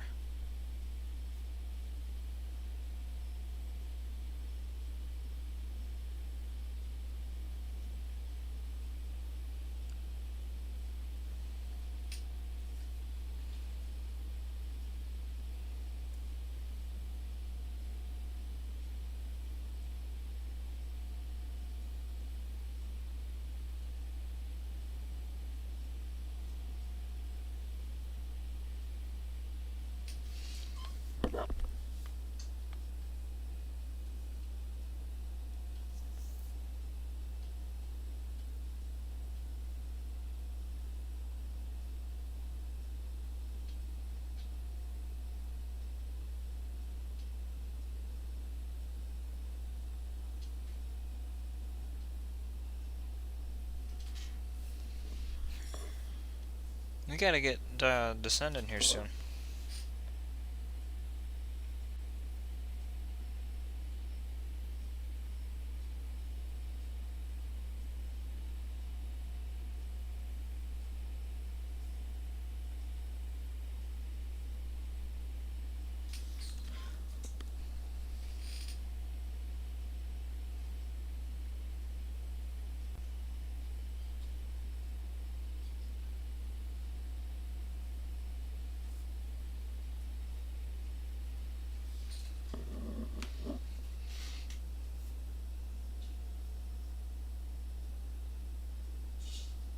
Alrighty, let's see here. We are still at 330. We haven't decided to climb to 35 or 37 or anything. Just because I've just wanted to stay here at 33. That being said, we probably should have. We've had enough incidents here at 33,000 for one day.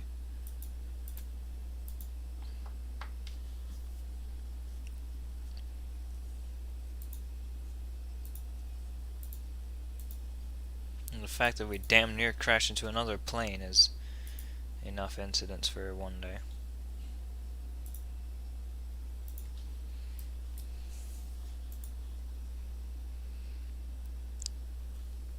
Alright, we're about 120, 130, 100, well, actually we could count, but I don't know how to count, so it's about 130 miles still from top to descent. A little bit more, 135. Alright, we could do the math ourselves.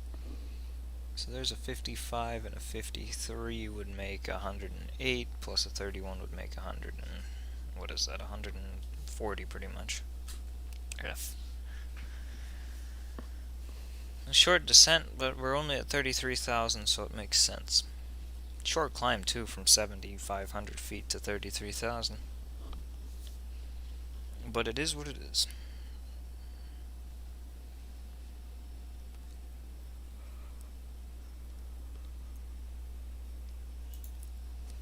Where's Lardo? He's usually here for these things. He's gonna join right at the end, because he always does if he doesn't join at the beginning. That sounds very dumb, but it's true, pretty much.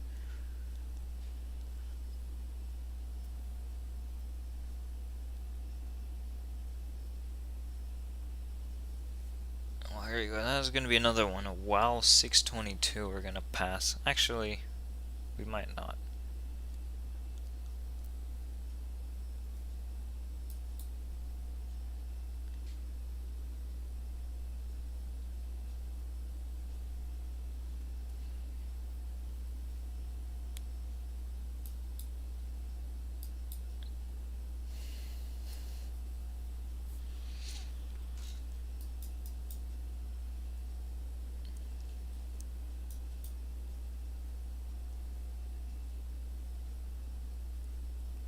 Another thing that you'll realize about my streams is nothing to do with anything, by the way.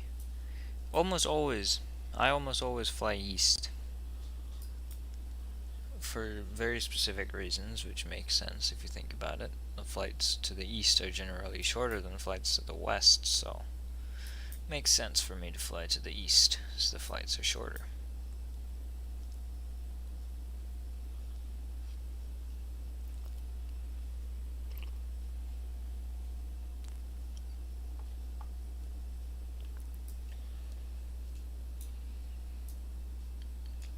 I like how Captain Florida has abandoned VATSIM. And I also like how he's flying a 737-700. Probably less than a week before Level Up releases theirs. That being said, I flew a 737-600 a few days ago. But the 600's higher quality than the 700 and the 900, I think. 600's decent. It's more flyable.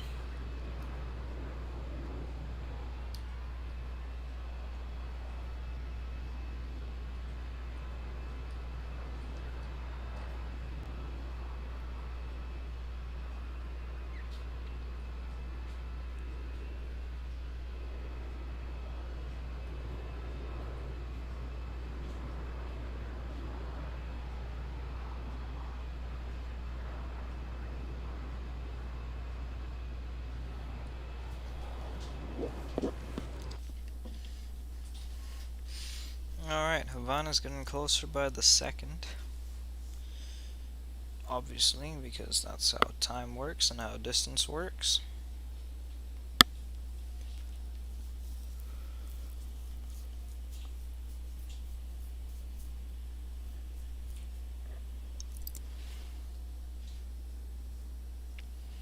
Let's get the METAR for the airport here. Right now. Exclamation point METAR Muha.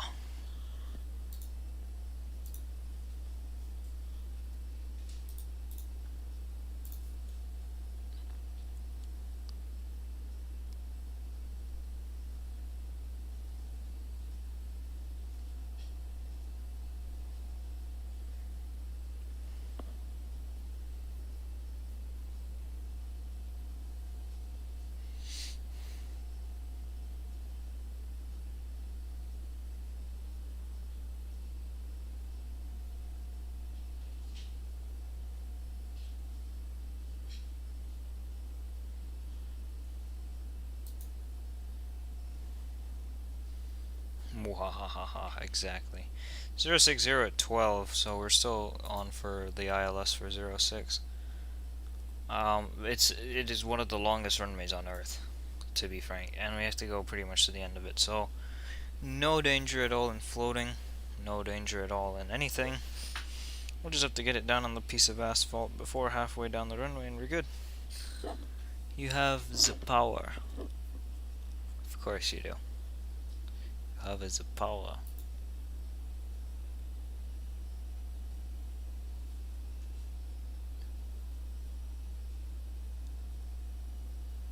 What the hell is this? Captain Florida is getting his same frames that he always gets, so he's getting about 3. It's probably because he's flying the piece of shit Ultimate 737. 800, my ass. That's not an 800. Not the one in the thumbnail. This cockpit. Which aircraft is it?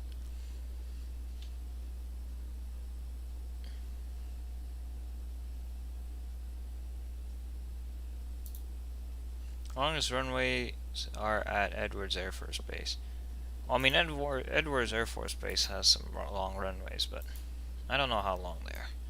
The longest is in China, and I forget what airport it's at.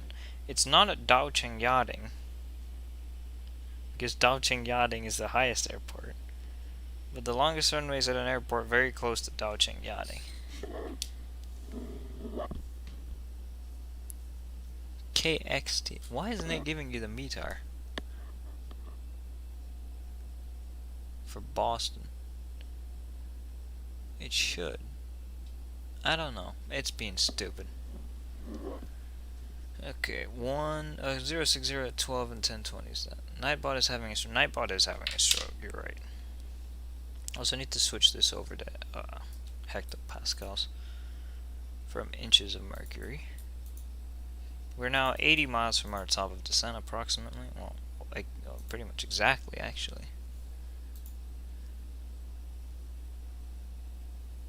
Who's gonna get there first, me or Florida? Probably him. He's over the coast?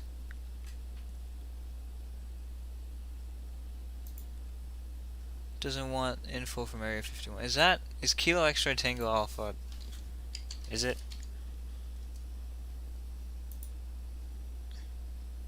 It is Homey Airport, Groom Lake, yep.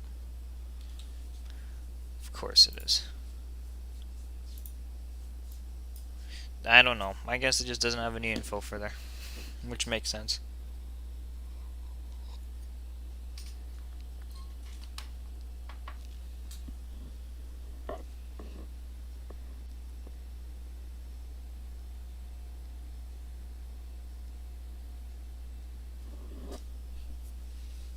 Alright, let's plug in some of the descent information. F. Well, it's quite retarded sometimes. We could have easily climbed up, but hey, it's fine. QNH is 1020. Temperature was 24. Warm day in Havana. Winds were 060 at 12.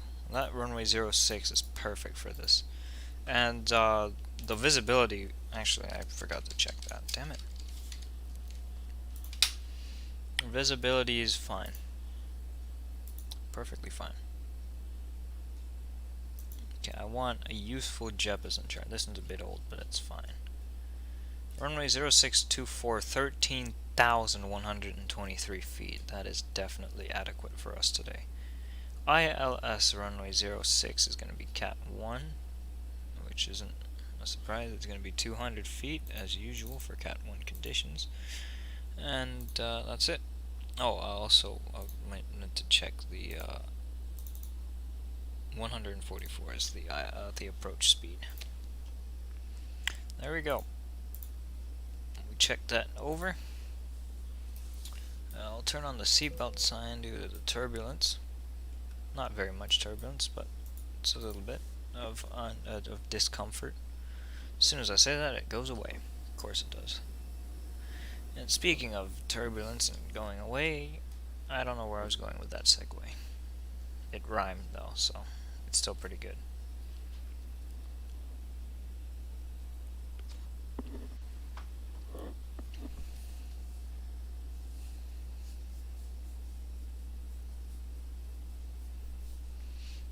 I'm going to do the Avioman spiel right now. Make sure to hit the like button and also the big red subscribe button. And also join the Discord, the link is in the description. This is what I like to call the Avioman spiel, because he goes over this about 5 times an hour. Well, 5 times, well, 10 times an hour. Once every 6 minutes probably. It's close to how often he does it. But seriously, he does it once every 5 or 10 minutes. It's pretty often. Every time someone new he hasn't seen before joins the chat, he does it. But yeah, make sure to do all of what I just said. I don't even know anymore. Yeah.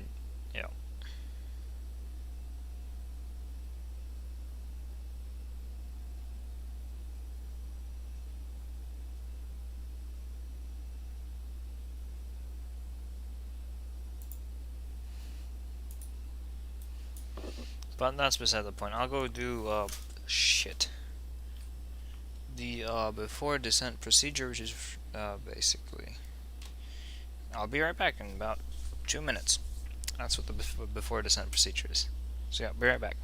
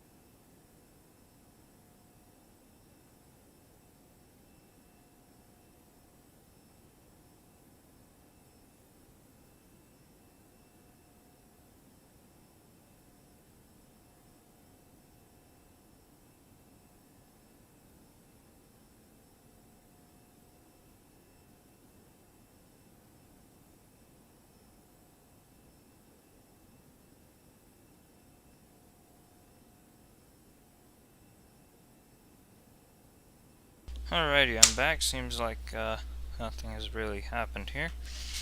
We're getting very close to top of descent now, less than 40 miles out.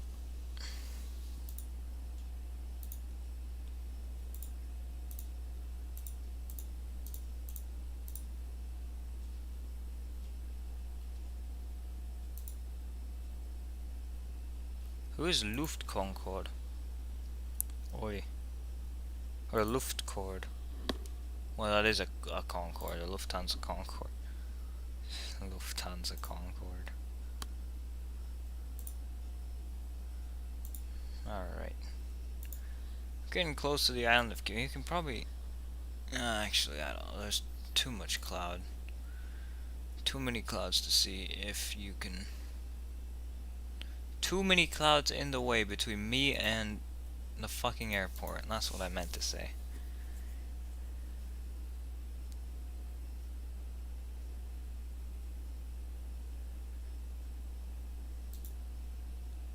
Oh, that's you? That makes sense. Luftcode. Why do we have so many rows in this damn server? It's because of that twat next gen.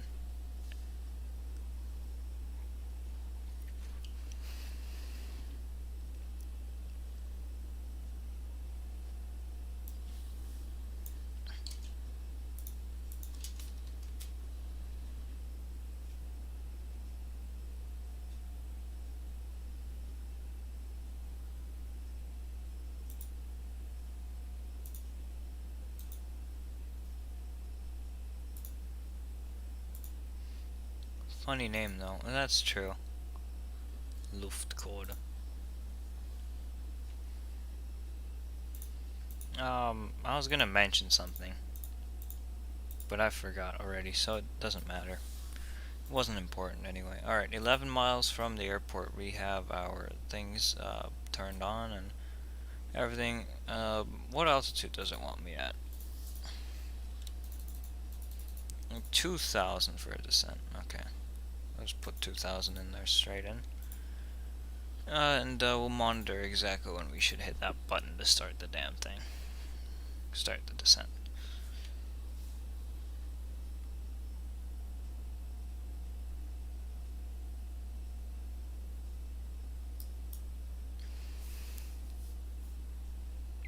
Bunch of traffic in Mexico City, actually. Well, there's a flight from...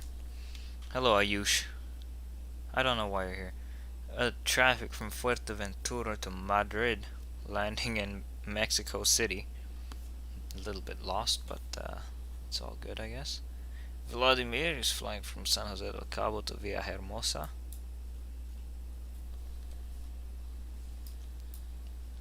Alright, start our descent. Pay money, no.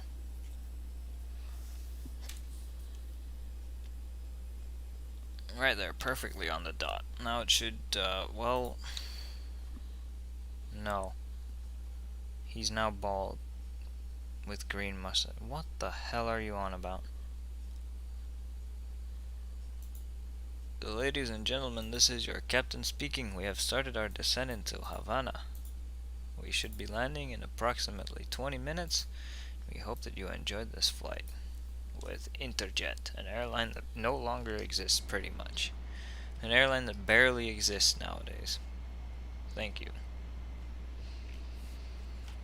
I'm talking to myself, you Nimrod. Apparently he's the best YouTuber except for me. Which is, I don't know if that's a good thing or a bad thing.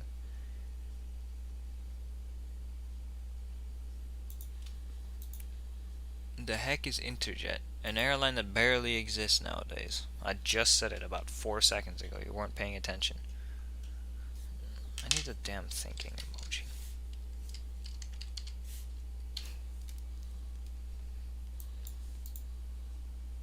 F. That is an F for Interjet.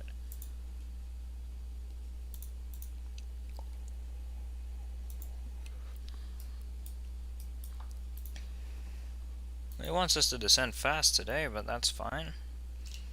I like descending fast. High and fast. Into the destination airport, as always. It's keeping me lower on the profile than usual, but that's fine. We can go ahead. Yes, your speed. That's very good. We don't need auto brakes today. There's no need for those at all. We can, okay, weather updated. We can get a last METAR for the airport, just in case. I don't think it's been updated. There's no reason for it to have been updated. But just in case, nope, it's still the same.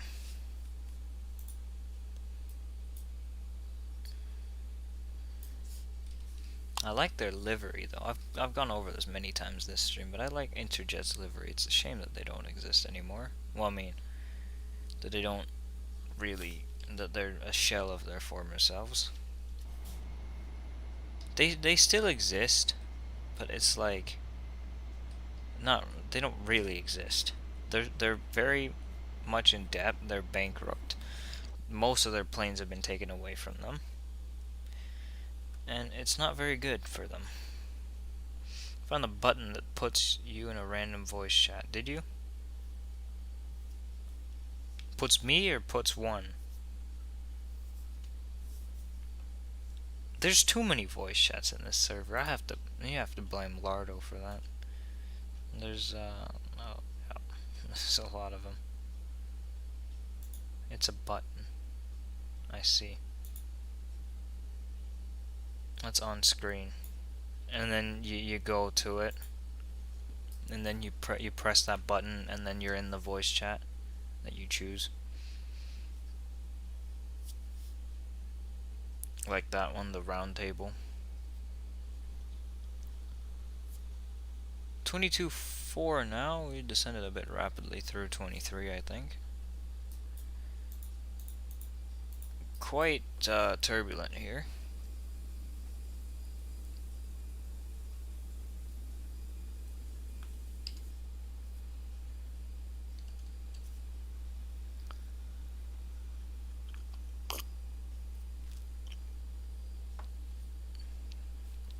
Alrighty, go ahead.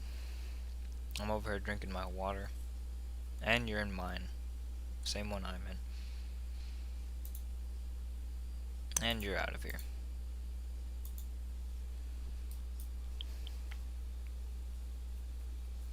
It has a speed restriction, doesn't it? 250, 211. Yeah, 211 knots for most of it. Went in the, yep, exactly. This is the one I'm always in. This is the main voice chat for streaming. I don't know what the ones above this are, but the ones below this are legitimate ones, and the one above this are just stupid ones that were put in when people were just having a laugh.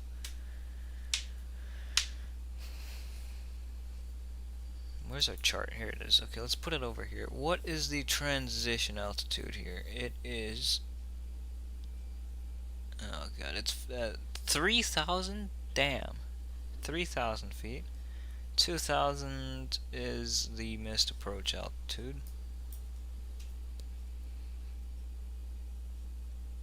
059 is the course, but it's an Airbus, so it knows all of this, but I prefer that it didn't know, so I'd have to put it in myself.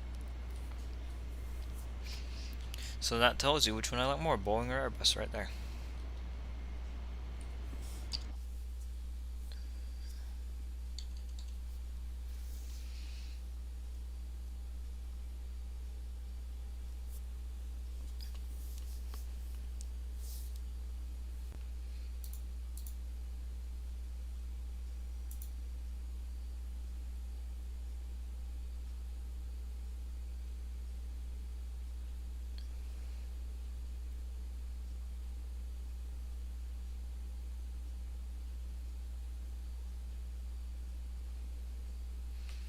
What the hell is Captain Florida doing into San Diego? See, yep, you got it twice in a row.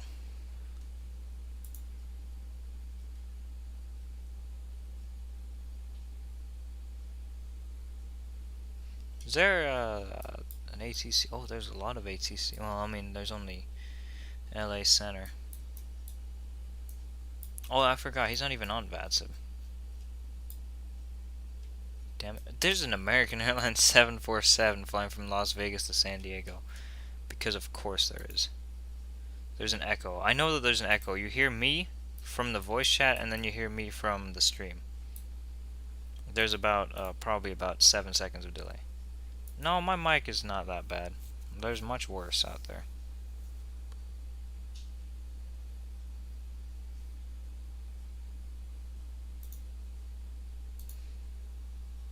150 now.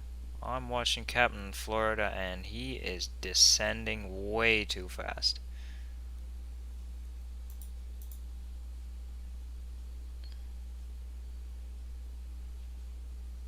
And now he's floating it down the runway.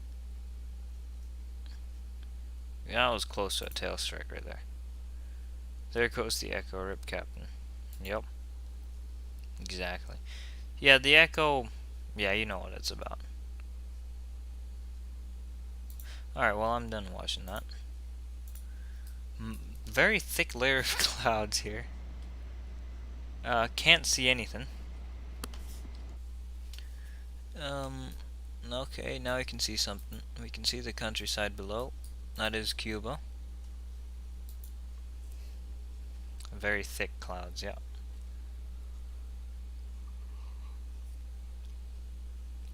It was 1020 the QNH, yep.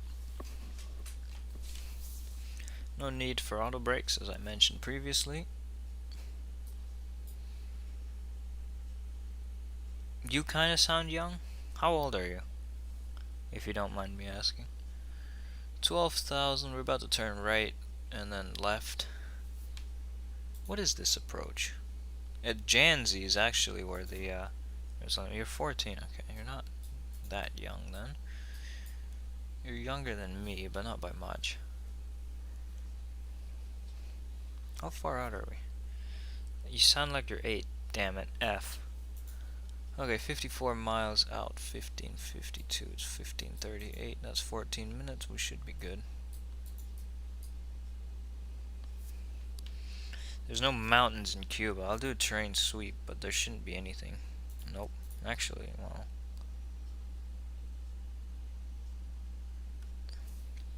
Nothing significant.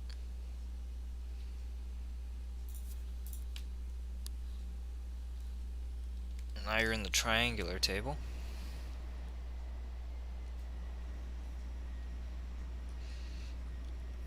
Visibility 9,000? There's no scattered at 2,000.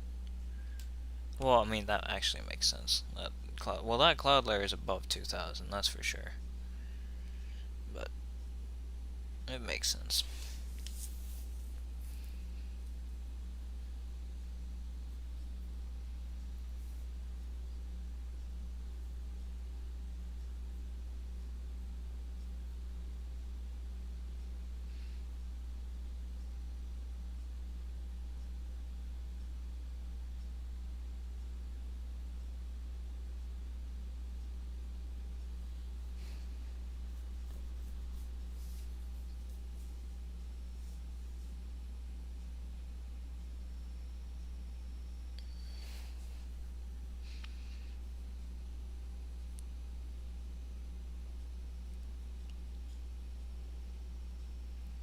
Alright, we're now maintaining 10,000 pretty much. Trying to slow down to 240 knots. Once it's at level 9600 for this place. Alright, we'll see. Although you were okay, there you are. But you were sitting in the triangular table for several minutes. Well, a couple minutes at least. 3 times, yep. Are you on a phone or a computer? Oh yeah, you said you're on your PC. I forget everything.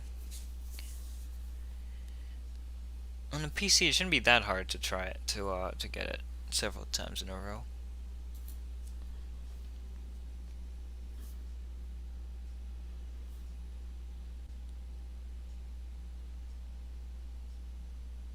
Oh, okay. What are you doing, buddy? No. No. No. I want to maintain speed. I don't want to slow down to 144 knots, dude. We are 40 miles out still. And you have no idea why they have that. I don't know. Who knows? Alright, left turn.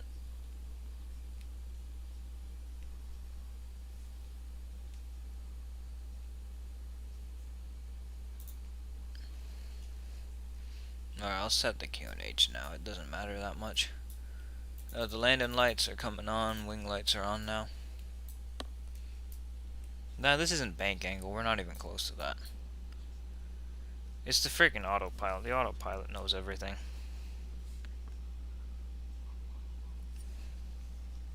We're not sinking either.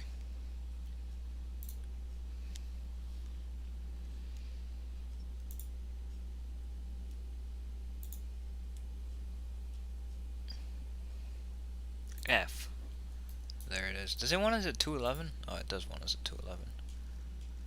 Slow down to 211 then.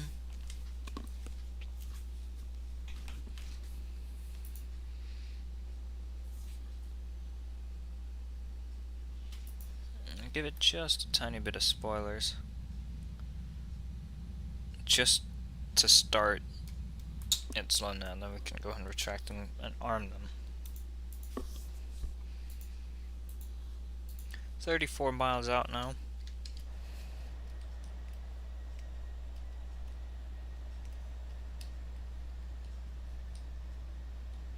Here you can see some of the beautiful Cuban countryside. Is this ortho? I don't think so.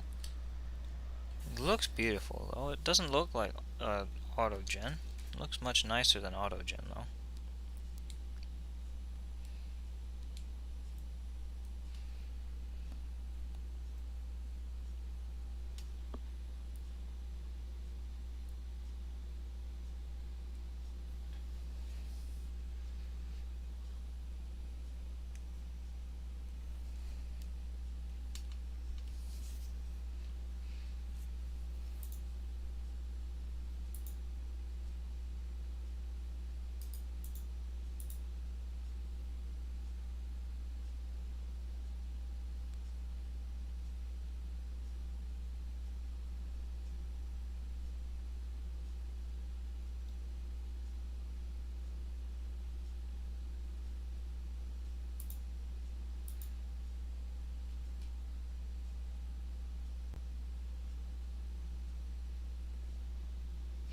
Alright, passing through 7,200. Oh, hello Saturn.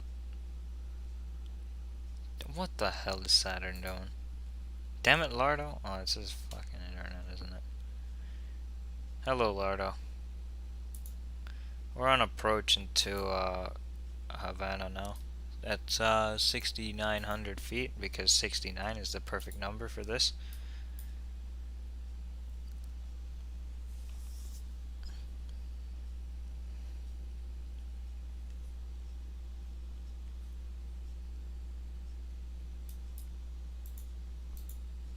Right now doing Addis Ababa to Riyadh. Are you on VATSIM? Probably not, knowing you. Of course not. Are you flying the 7.6? Can't get CSL working, of course not. 738, alright, that was mid-second guess. You love flying that 7.6 though, so. Ethiopian would fly a 7.6 on that route as well. No, I'm not sure. Entirely. SimToolkit Pro showed Ethiopian 738. I think that they fly it with everything, to be honest. But during now, they probably fly with the 738. I don't know if they use a 7.6 though. But they probably use a 7.87 sometimes. But not right now. There's better routes to put a 7.87 on than that.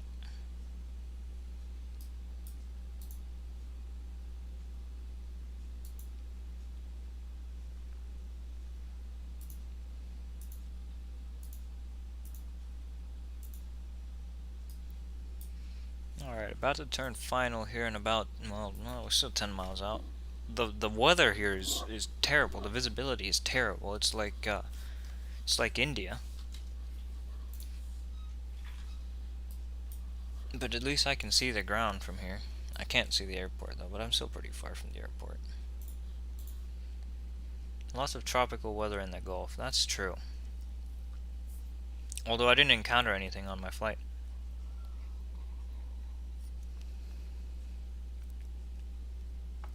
Just a bit of average turbulence.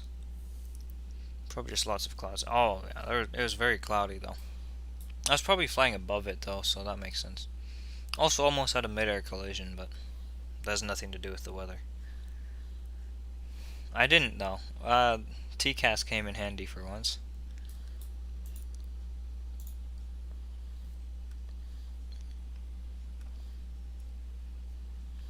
You can watch. I'll give you the timestamp once we land. We were coming out of Mexico City and there was a right turn. I just got to cruise and the Cubans planned something. You know what's funny? The guy was Cuban. So, I mean, you're not wrong. He said he was Cuban. He was very nice. But just had a little bit of an incident there.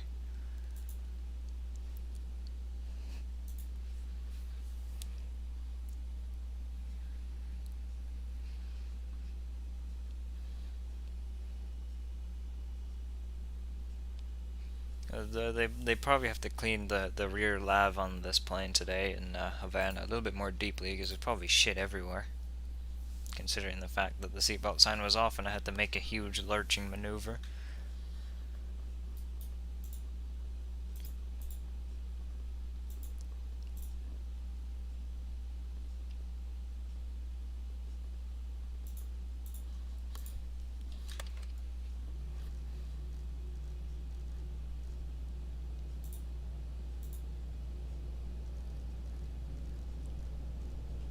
Alright, flaps 1. Spoilers are already armed. The runway turnoff is already on even.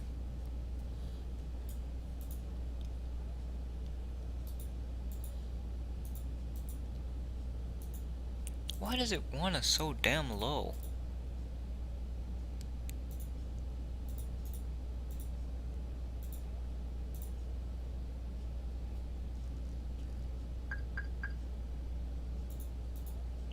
Damn it. There we go. That looks hazy. It does look very hazy. Does look very hazy indeed.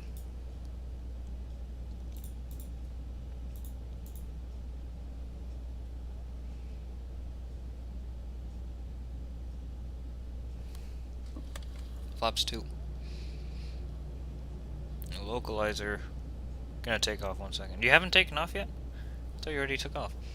Localizer is live now. I don't see anything, so I have to rely on the automation. You just line up. Alrighty. Go and take off. Peterkins, there it is. AvGeek, we're turning final now. Approach. Armed. Localizer is captured. There's the runway dead ahead. That's very good. Excellent. In fact, go into here. I never pressed the damn button to activate the approach. Well, we should have already activated it. 144. I'll land at 150 today. 23 knots. Damn. Quite the headwind. Flaps 3, 4, and gear.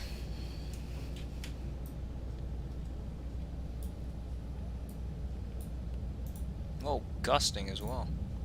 155 actually. Don't go too low on this thing. 153 to 2 or 3 is fine.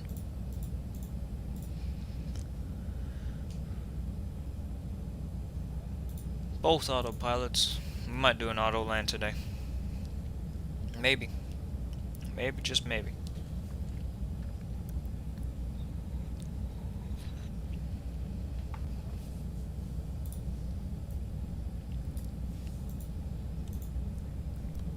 The runway is incredibly long here, so you would not have a problem doing an auto land.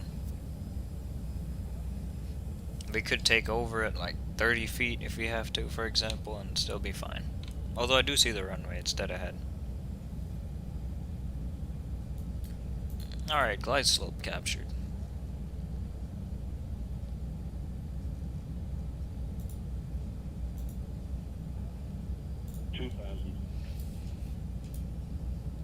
Someone is departing.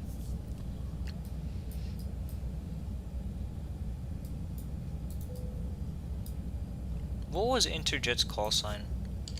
It's not Interjet, I know that. Oh, is it?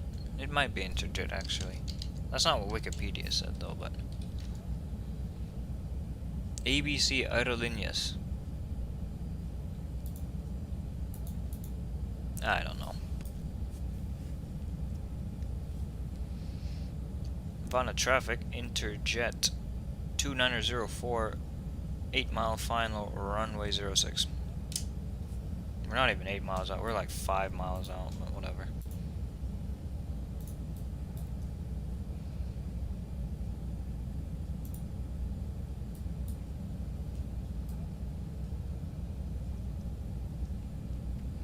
Interjet Cubana parked at the wrong ramp.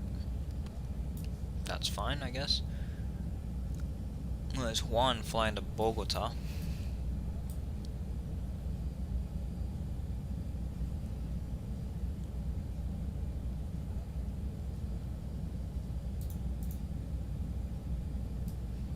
Auto land or manual?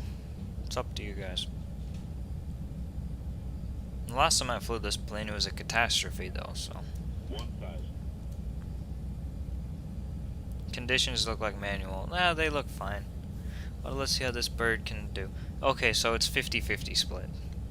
I say we do an auto land, just for once. This is a very long runway. Okay, so that's 2 to auto land and 1 for manual. Saturn, I know the conditions are manual. I could definitely take it manual, but I want to see how the auto land does, and the runway's very long. So there's one place to test it, and this is a pretty good place. 06.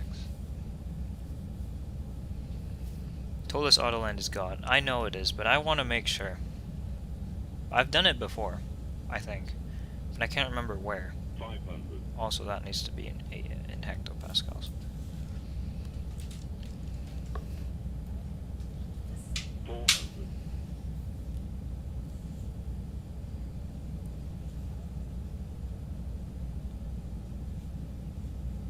300.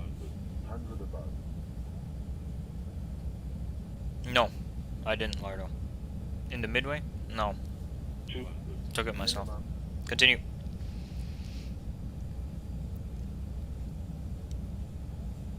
100.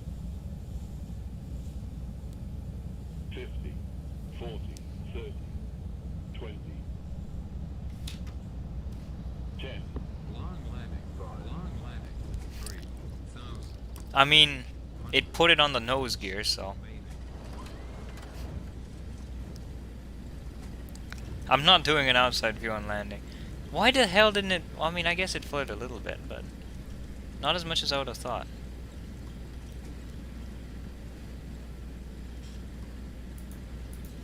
Alright, autopilot's off.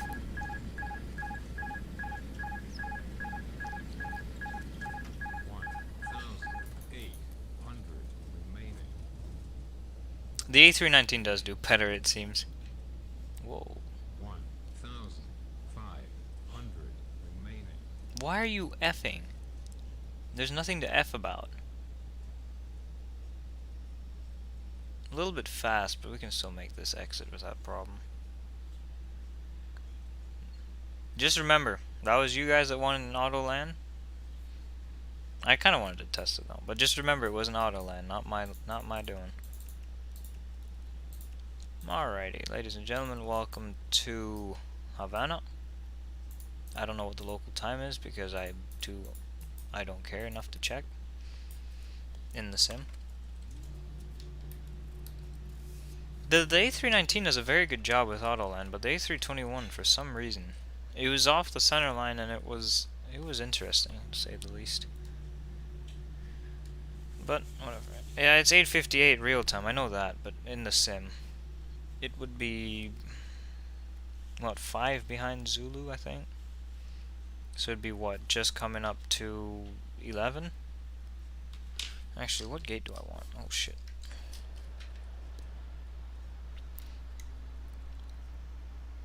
I'll take that one at the end, actually. I also need to shut off the strobe light.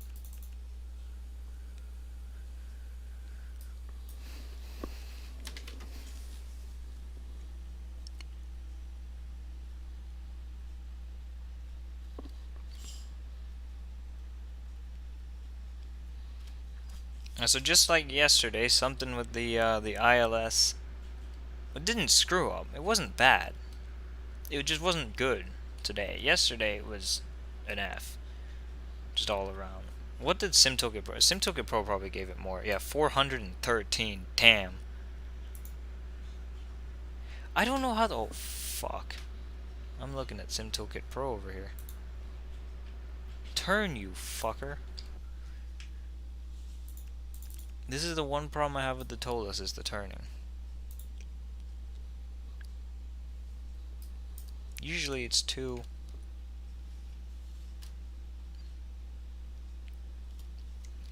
poor, but now it's Or usually it's too sensitive, but now it's the opposite actually. I don't know, it's coming around. It's 9 p.m. Eastern. I know that, but I'm talking about in the sim.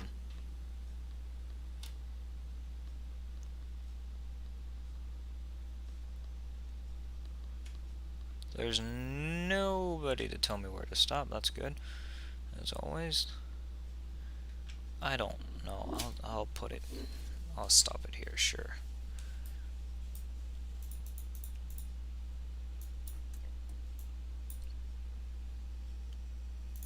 No, this isn't payware. I wouldn't pay money for a Havana scenery. No matter how good it is. The scenery is very good. The one thing it's missing is this concourse over here. You can always go around. I know I can go around. I just don't care. Yeah, the freeware is damn good, but it's just missing the concourse too. Otherwise, it'd be perfect. And the SAM is a bit whack. Alright, let's go and do a replays and see what the hell the autopilot did. Damn it, you and your singing.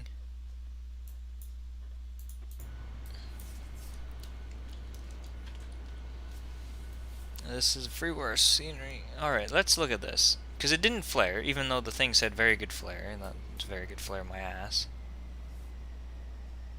Well, it did flare a bit. I mean, it's okay. Definitely an acceptable landing. It looked much worse from the cockpit than it did outside. Yep, that's exactly where in Discord. What do you guys think? It looks better from the outside than it did from the inside. I'm gonna say that much. It looked fine from outside. It was a massive float though, for some reason. I don't know.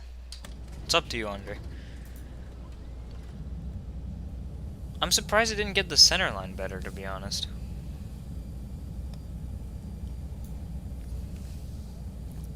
Also, it didn't call me a retard, which is kind of surprising. Usually does that.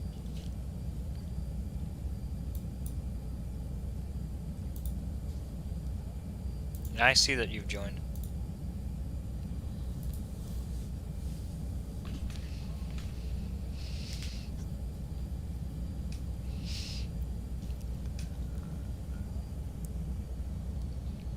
Lardo, you gotta agree with me though. This one was better than yesterday's landing into Varanasi.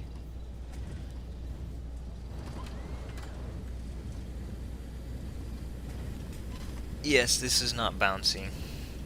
To be fair though, I don't know how it bounced yesterday. Yeah, this one was much more fun. I don't know how it bounced yesterday. It didn't seem that hard. Like, I mean, it was firm, but it didn't seem hard enough for a bounce yesterday. I was surprised by that. Do you like Roblox? I'm indifferent toward Roblox. I don't find it good or I don't find it bad. It's just meh.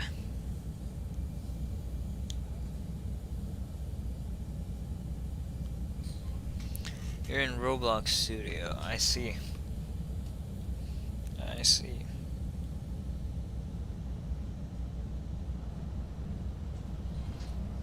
Roblox is iffy. Roblox is interesting.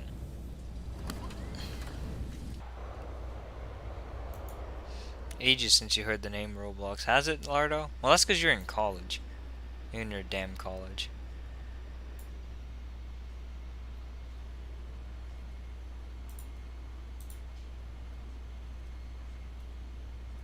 Oh, and now HD starts streaming as soon as Florida ends his stream. He's streaming, and I'm still streaming my touchdown. Alright, Lardo.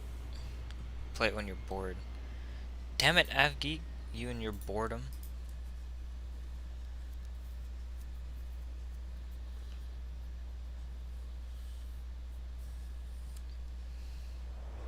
That ain't good, Sonny.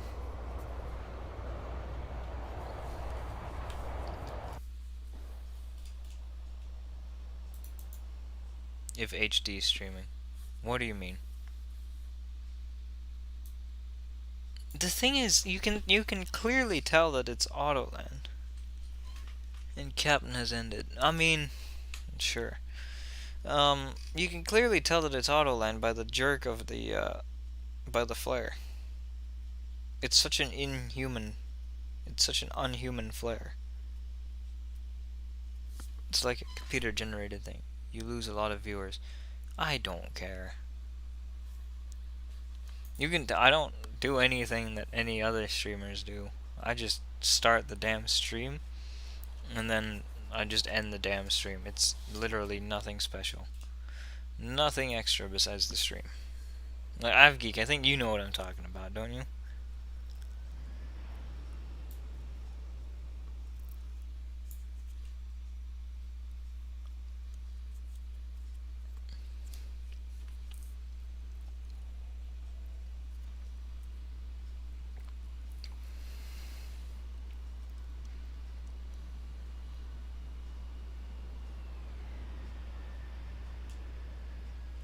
I don't know why it was so far off the center line either. It's weird. Yeah, you do. Okay, good. You, you, Ayush.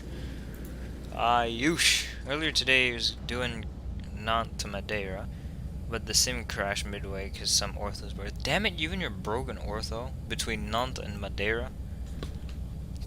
Where the hell even is there ortho between Nantes and Madeira? Is it in freaking Iberia somewhere?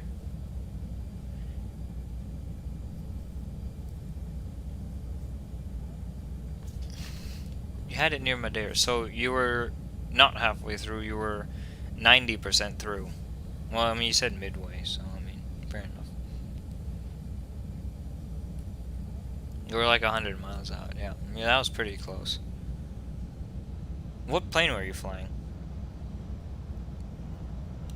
737, Transavia, right? A319? Who the fuck flies an A319 on that route?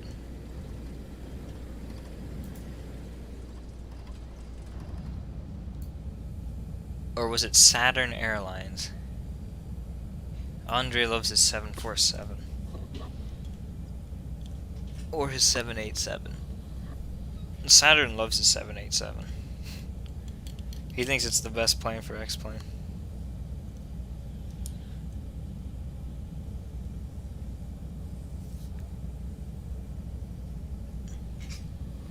In Microsoft Flight Sim, there it is. Oh god. According to SimToolkit Pro, Volotia does 3 weekly flights from Nantes to Madeira. No.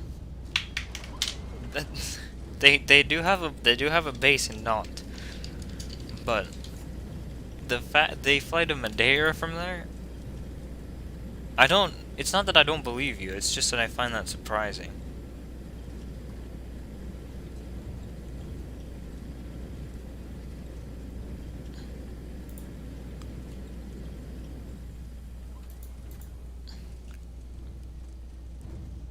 Yeah, I don't think they do. Unless it's like a completely new thing because of the whole world going down to the toilet frame of the shit hole. I don't know how to speak. But you know what I mean. It has to be because of that, because they don't actually fly from Nantes to Madeira. They fly from Nantes to a lot of places, but not to Madeira. 2 flights, one on Tuesday and one on Friday. Well, that's fucked up is what I'm saying. Well, according to SimToolkit Pro, this flight doesn't exist because it doesn't exist anymore. Used to exist until Interjet went F and pretty much ceased to exist itself. But that's gonna do it for this stream because I'm starving and everything, so I gotta thank. Well, who do I gotta thank? AvGeek and Dougal and Ayush and the flight surgeon and blue collar pilot and Jeriel and Krishna and Walter and everybody else who joined the stream chat. What the hell? Damn it! I mean, it does say that. It does say that. Gotta thank you for joining the stream chat. And I gotta thank Lardo, and I guess I'll call you Andre for joining the voice chat. And since you guys are all muted, I'll see you guys next time. Goodbye.